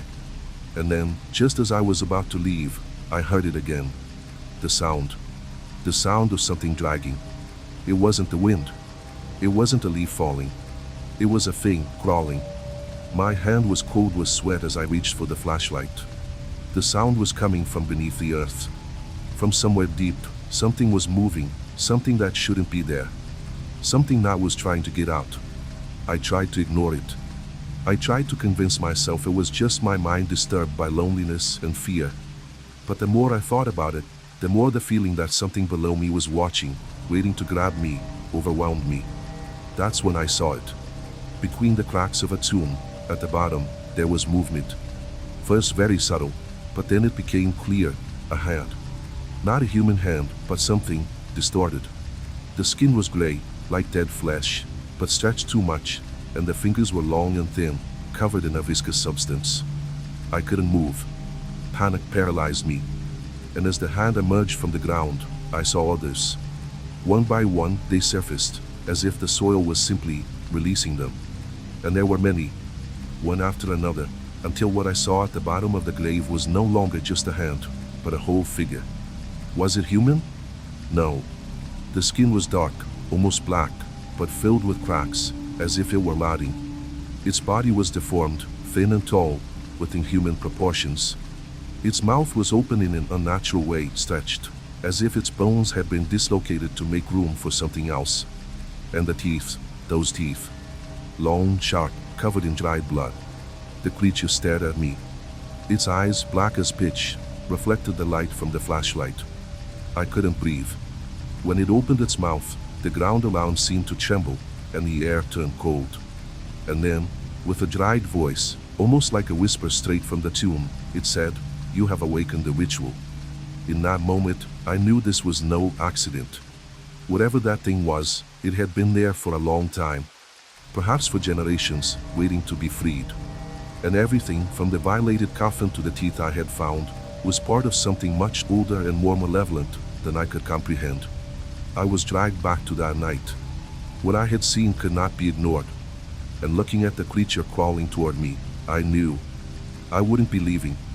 The earth was reclaiming what was its own. As the creature approached, the sound of its breathing, if it could even be called breathing, pierced my bones.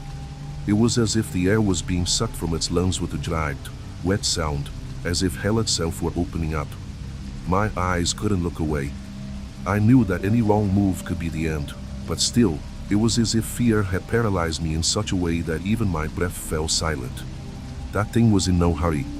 It was meticulous, as if savoring the pain of the moment, the agony of seeing me there, helpless. Its hands, or what seemed to be hands, dragged over the earth with a lightness that shouldn't have been possible, as if the ground opened to receive them. The pale, wrinkled flesh of its extremities glimmered in the dim light of the lantern, and its fingers stretched out, ready to grasp me. When its eyes locked onto mine, something strange happened. I felt a growing pressure in my head, as if my mind were being pulled into a vortex, an abyss. I could no longer think straight. Images began to distort, the shadows around the grave came to life, and the sound of the wind turned into a nauseating buzz, as if everything were being consumed by an emptiness. Voices, whispers, began to emerge, echoing through my mind, distant yet intense, filling the air with an indescribable evil. "There is no escape anymore," the creature whispered, its voice thick with a fetid moisture. It crawled to a stop just inches from me. Its teeth, sharp as blades, glimmered in the darkness, and its tongue stretched out to lick its lips, leaving a viscous trail of something rotten. I tried to scream, but my throat was closed. There was no sound, just a crushing weight of terror. And then, it was as if time stopped. The creature tilted its head, its eyes absorbing each of my expressions of dread. It seemed to be studying me, like a hunter appreciating its prey before the kill. The air around grew even denser, and suddenly I was no longer in the cemetery. The trees, the tombstones, and the sky vanished, and all that remained was that being, that abyss of horror in the form of twisted flesh. "You don't understand, Vicente." It spoke, its voice now clearer, deeper. "We were never buried. We were never dead. We were just forgotten. And the earth does not forget. It remembers everything." I couldn't process it. The pain of having my mind invaded by those words was unbearable, as if the ideas were fracturing into painful shards. But something inside me knew.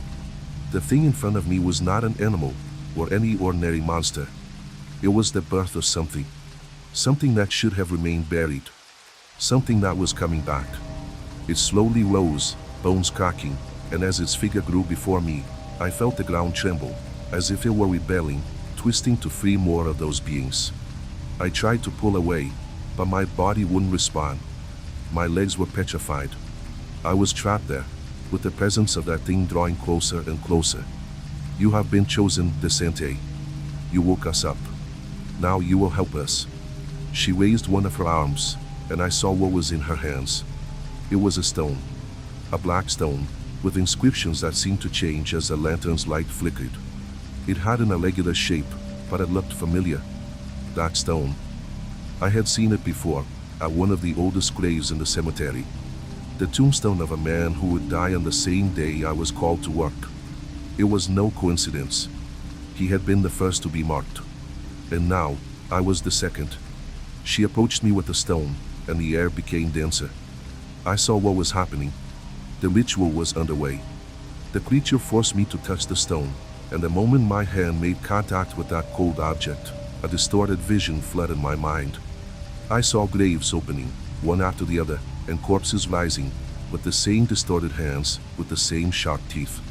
They were all coming out of the ground, rising from the depths, ready to follow the commands of this creature. The stone in my hand began to heat up, and the pain in my head intensified with each second, as if the earth beneath my feet was trying to swallow me. I saw the faces of the dead, all the faces I had buried over the years, now transforming into something more, something monstrous, as if the process of decomposition was not natural, but a change, an evolution into something insane. Something that was not human. Not anymore. I looked at the creature, and it smiled, its teeth stretching even further, as if they were tearing its own mouth. "Welcome to our world, Vicente. Now you will see what happens when the earth receives what belongs to it. What must be, what must return. What is dormant, waiting." And the earth finally opened up. The ground beneath my feet crumbled.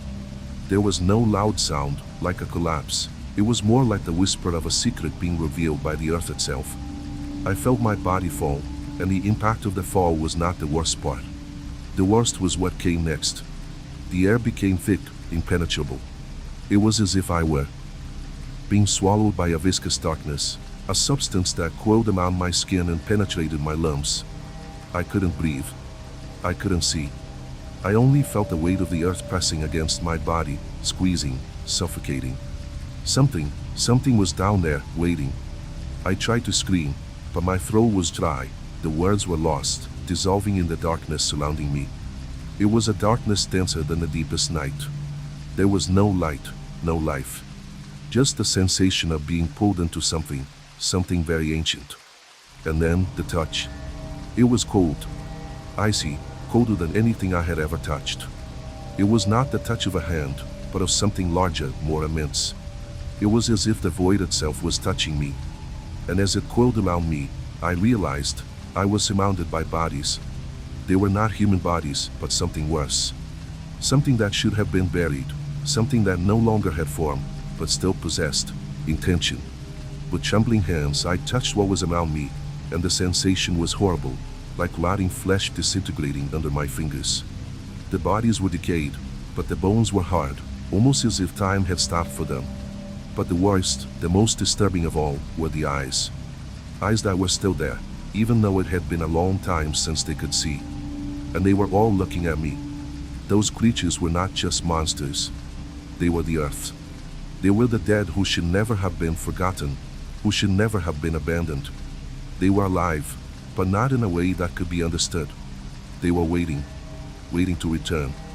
I didn't know how much time had passed, or if there was really anything real in what was happening. But before I completely lost consciousness, I heard something. The same voice that had spoken to me before, the voice of the creature that had pulled me from the ground, now sounded like an echo, a distant whisper. The ritual is complete, Vicente. You are part of it, and now you are one of us. Now you will be part of the return. I woke up in the cemetery, in the same grave, the cold and frozen earth over my body. The lantern was still lit, but the light flickered, as if struggling to survive. I didn't know if what had happened was real. I didn't know if I was dreaming, or if I had been pulled into an eternal nightmare. But I knew one thing, the feeling of being watched never left me. When I went to look for the tomb where it all began, where the creature had emerged, what I found was even more disturbing. The coffin was open again, but now there was no body. There was nothing left there. Just emptiness. And then I heard it. The sound of something moving in the earth. Something crawling. Something approaching me. I tried to run, but my legs wouldn't move like before. Fear paralyzed me, as if something was holding me there. When I looked back, I saw nothing. Just a shadow. But I knew that somewhere beneath the earth, something was waiting for me to complete what we started. Something that fed on death. Something that would never rest. The earth had finally won. Can you understand what happens when death is not the end, but the beginning? What is buried, hidden beneath our feet, will be unearthed.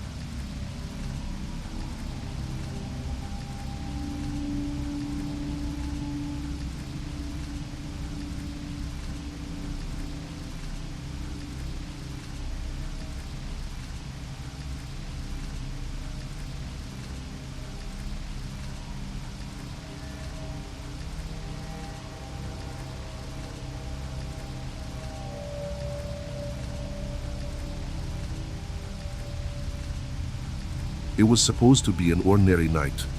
After a long day at work, all I wanted was to get home, take a shower, and collapse on the couch, maybe with a beer in hand, while the night's silence enveloped me. But that night, the silence was not a refuge, it was a warning. As I turned the corner onto my street, I felt a strange tightness in my chest. Something felt off. The cold wind brushed against my skin, and the air carried a damp smell, like wet earth. But none of that explained the growing unease within me. It was only when I stopped in front of my house that I understood. The door was ajar. I froze instantly. I knew I had locked it when I left. I always locked it. It was an automatic habit, turning the key, checking the doorknob twice. But there it was, wide open like a mouth in the dark, inviting me inside. My heart hammered in my chest. Had I forgotten? Did the wind push it open? Or had someone entered? I swallowed hard. My mind tried to rationalize, but my body was already reacting instinctively. The skin on my arm prickled, and a cold sweat trickled down my neck. I did what anyone would do. I looked around, searching for any sign of movement. The street was empty. The neighboring houses shrouded in darkness. No lit windows, no sound of a TV, nothing but the wind rustling the dry trees at the end of the street. I clenched my fists and stepped inside. The smell of my own home was there, mixed with the faint scent of old wood and the remnants of breakfast. Nothing seemed out of place. The living room, just as I left it. The couch with the squash cushion, the table with some papers scattered. But then, I saw. On the floor, right in front of me, there were footprints. Muddy footprints. My breath caught in my throat. My shoes were clean. I hadn't stepped in mud. That could only mean one thing. Someone had been, or still was, inside. My stomach churned. My first impulse was to run. Get out of there. But at the same time, my mind screamed questions. Who entered? How did they get in? What did they want? And most importantly, were they still here? I followed the trail with hesitant steps. My heart pounding so hard it felt like it echoed off the walls. The footprints led toward the hallway, to my bedroom. I stopped at the slightly open door of the room, my trembling hand ready to push it open. My whole body screamed for me not to do it. But it was too late.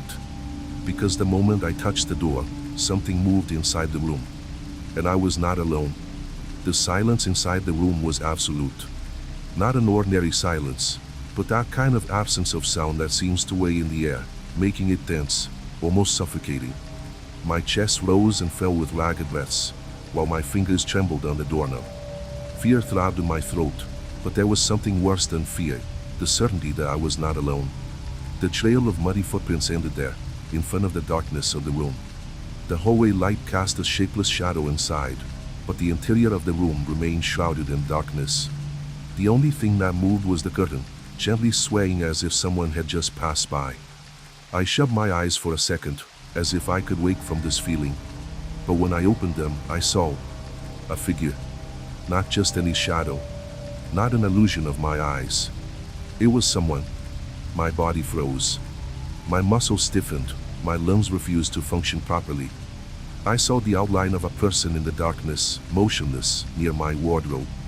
It was a thin silhouette, long disheveled hair cascading over its shoulders. It didn't move. It didn't breathe. It was just standing there, waiting. A chill ran down my spine, so intense it nearly made my legs buckle. My brain screamed for me to get out of there, to run, to do anything, but I couldn't move. I stood there, paralyzed at the door, staring at that dark presence, and then it whispered. It wasn't a normal whisper. Not a human sound. It was something ragged, broken, as if the vocal cords were deteriorated, chewed up by something invisible. A damp sound, heavy with hate.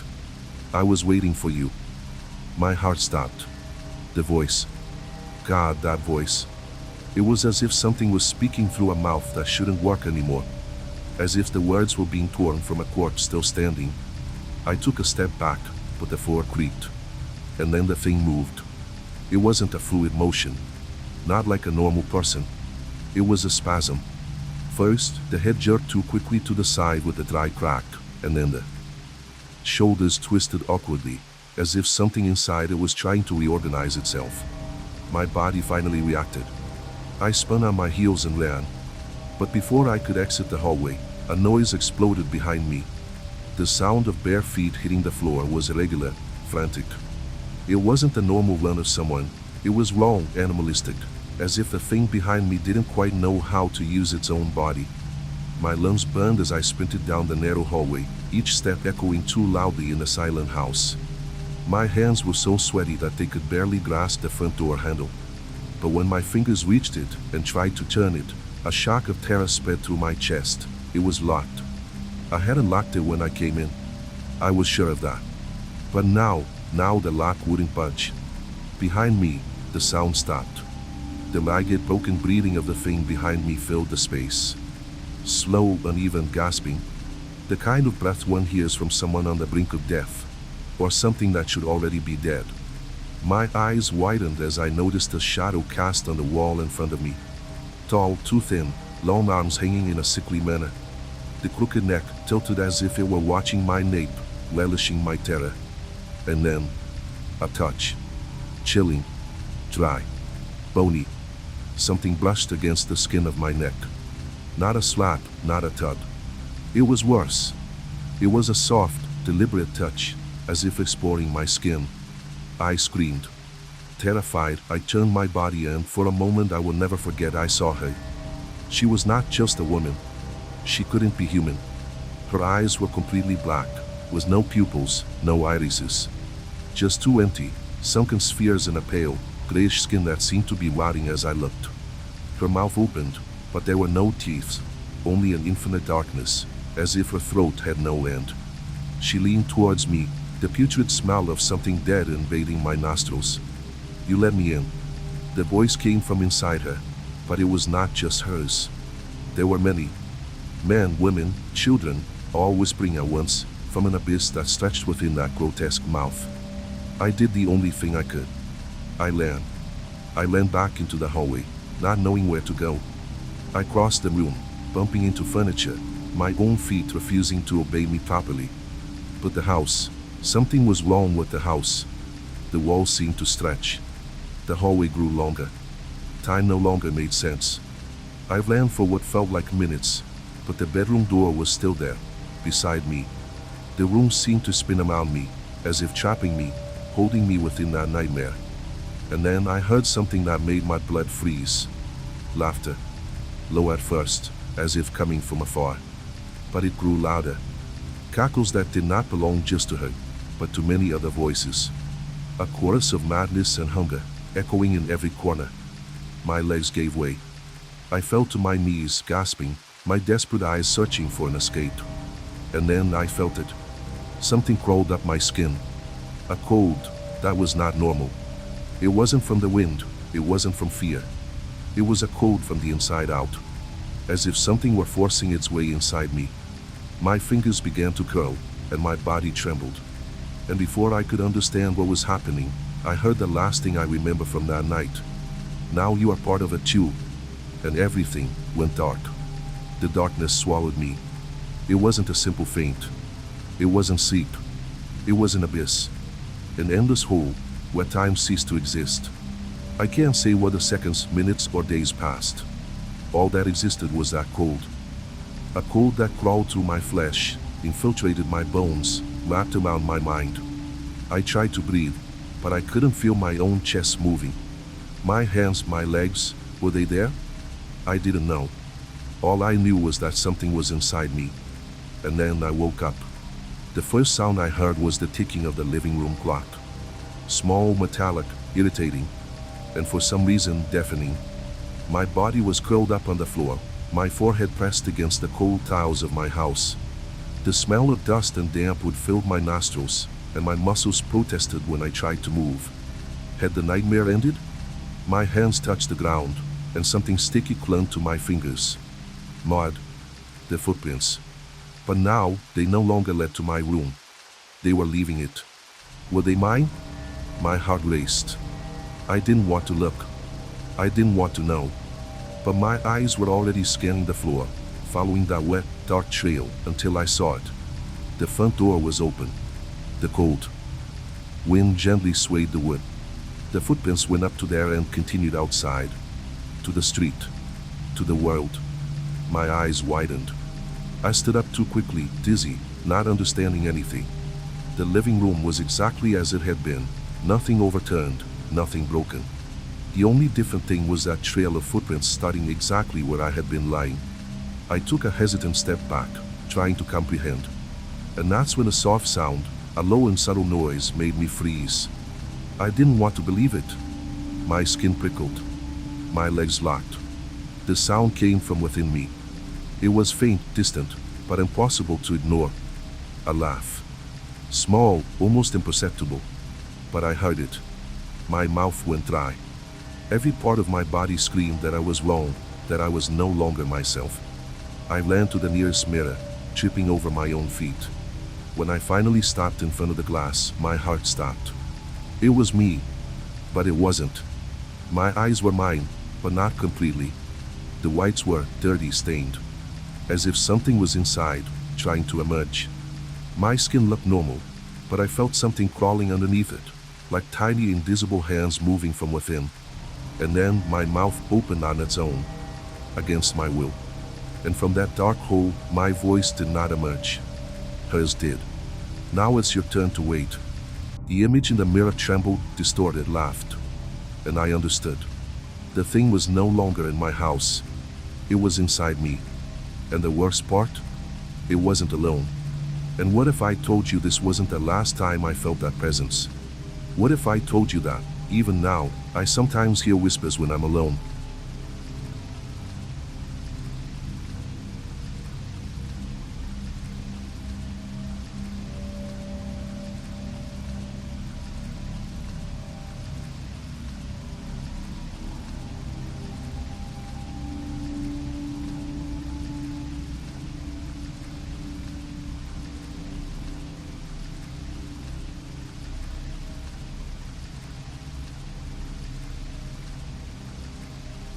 I had never been much for parties, especially Halloween ones. Something about the idea of mingling with costumes and fake screams always felt artificial to me. But everything changed when an old friend of mine, Rodrigo, invited me to an event that, according to him, would be unlike anything I had ever seen. The enigmatic tone of his voice made me hesitate, but he insisted, saying I had to go. "You'll understand when you get there," was what he said. That left me curious but also uncomfortable. Rodrigo and I had been friends since childhood, but we had taken different paths in life. He had always been more adventurous, more inclined to get involved in different things. I, on the other hand, preferred the calm of my routine and the safety of the everyday. When he mentioned the party, I thought it was just another ordinary celebration at some suburban house. But as I got closer to the event, I began to sense that something was off. He gave me the address, a secluded mansion in the countryside, near a small village. When I arrived, the place looked in ruins, with bricks worn by time and vegetation covering the walls, as if being swallowed by nature. A chill ran down my spine. This didn't feel right. The entrance was darkened by dead trees and lit only by a few candles scattered along the path. Above the door, an inscription was visible, though barely illuminated, "Prepare to see what lies behind the mask."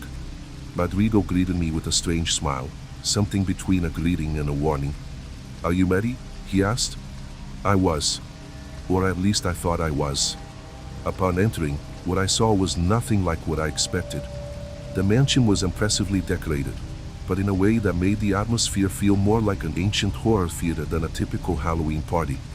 The lighting was dim, and shadows danced across the walls. But the most disturbing part was the people. Or rather, the figures. The people were there, dressed in grotesque costumes, but something about their expressions, or rather, the lack of them, made me realize that nothing about this party was casual. It wasn't as if they were having fun.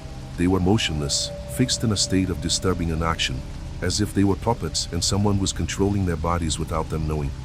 Every movement seemed forced, and the laughter felt more like an obligation than a pleasure. Rodrigo led me to the main hall, where the sound of a sinister, almost indescribable music filled the air. It wasn't ordinary music. Something was wrong with the notes. The melody seemed to sap the strength from my legs, as if it were draining all the energy from within me. When I asked Rodrigo what was happening, he smiled, but this time it wasn't a friendly smile. He seemed distant, as if he were looking at me from afar, as if I were part of something bigger. "Welcome to the game," he said, his voice lower. "The party is just beginning." And then I realized it wasn't just the music altering my perception.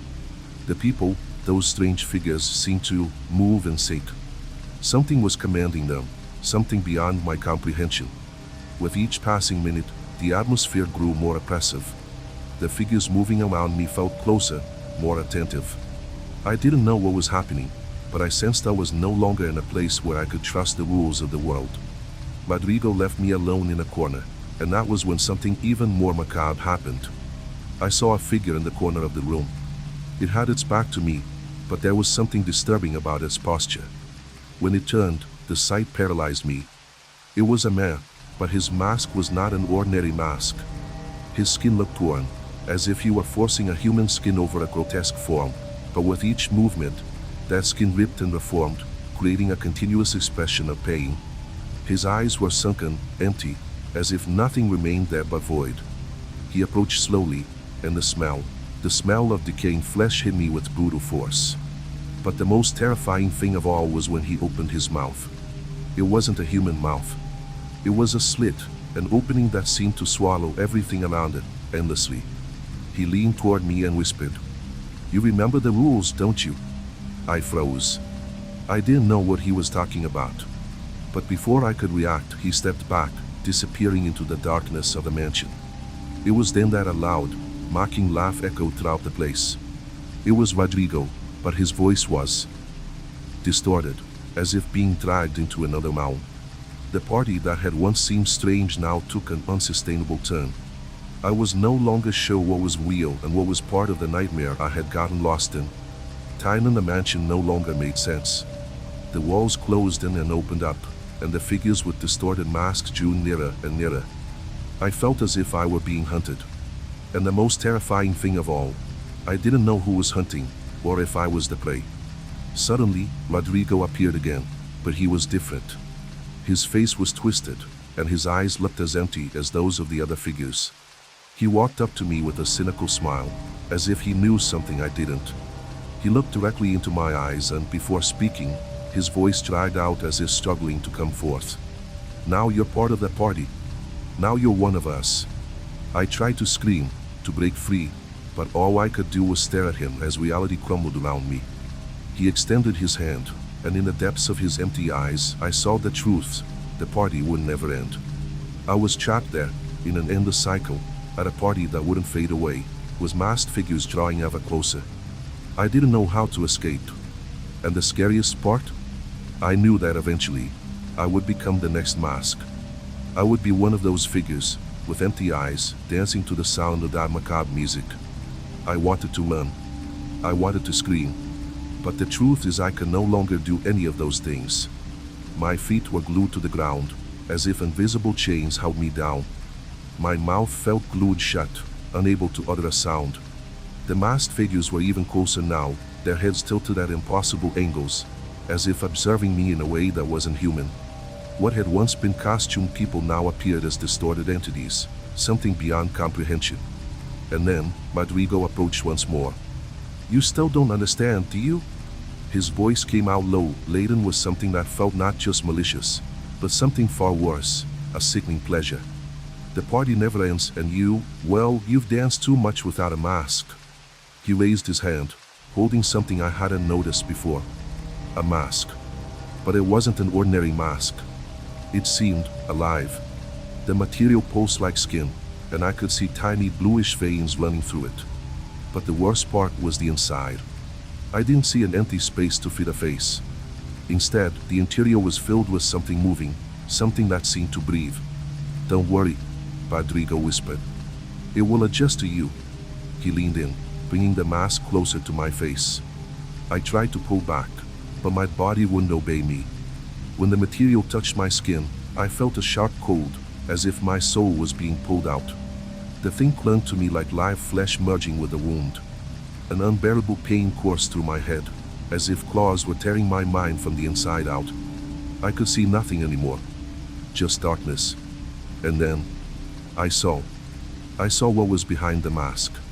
The darkness was not just the absence of light. It was a void filled with voices. Whispers, muffled screams, distorted laughter. I felt each one crawling inside my skull, penetrating my mind like needles. I was witnessing something that should never be seen. And then, the whispers grew clearer. "You are not the first. You will not be the last." The voices echoed from all sides, each one laden with pain, despair, and resignation. That's when I saw them. The others. Hundreds, maybe thousands of people, trapped in a space that wasn't physical, but rather a prison of the mind. Empty faces, covered by distorted masks, each one different from the other, but all bearing the same look of eternal horror. And then I understood. The party was not just an event. It wasn't just a haunted house. It was a ritual. Every person who entered the mansion and broke the rules was captured, trapped in the mask I wore. And these masks were passed on, worn by new guests, until they were caught too. I wanted to fight. I wanted to get out of there. But then I felt something pulling me back. My eyes opened. I was still in the mansion. But now, I saw everything differently.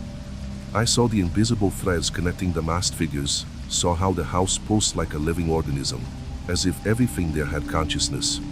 And the worst, I saw my own reflection in a mirror at the back of the hall. I was wearing the mask, and I couldn't take it off. Rodrigo smiled. But now, I saw what he really was.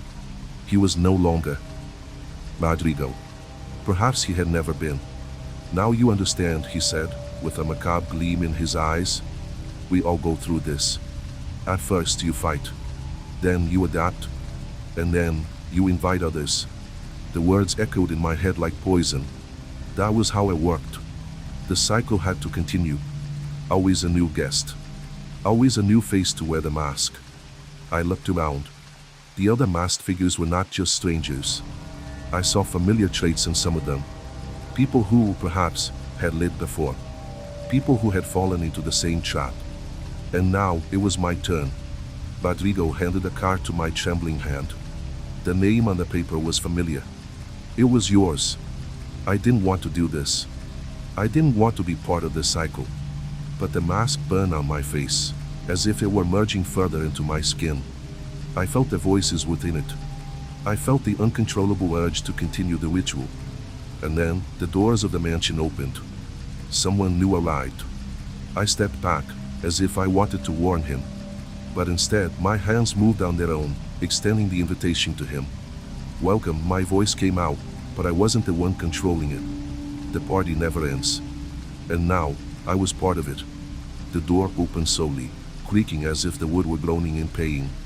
The new guest entered hesitantly, looking around with the same naive curiosity I had upon arrival. He didn't know, had no idea what was about to happen. I wanted to warn him. I wanted to scream for him to run, to escape before it was too late. But I couldn't. The mask, now part of me, wouldn't let me act against the rules.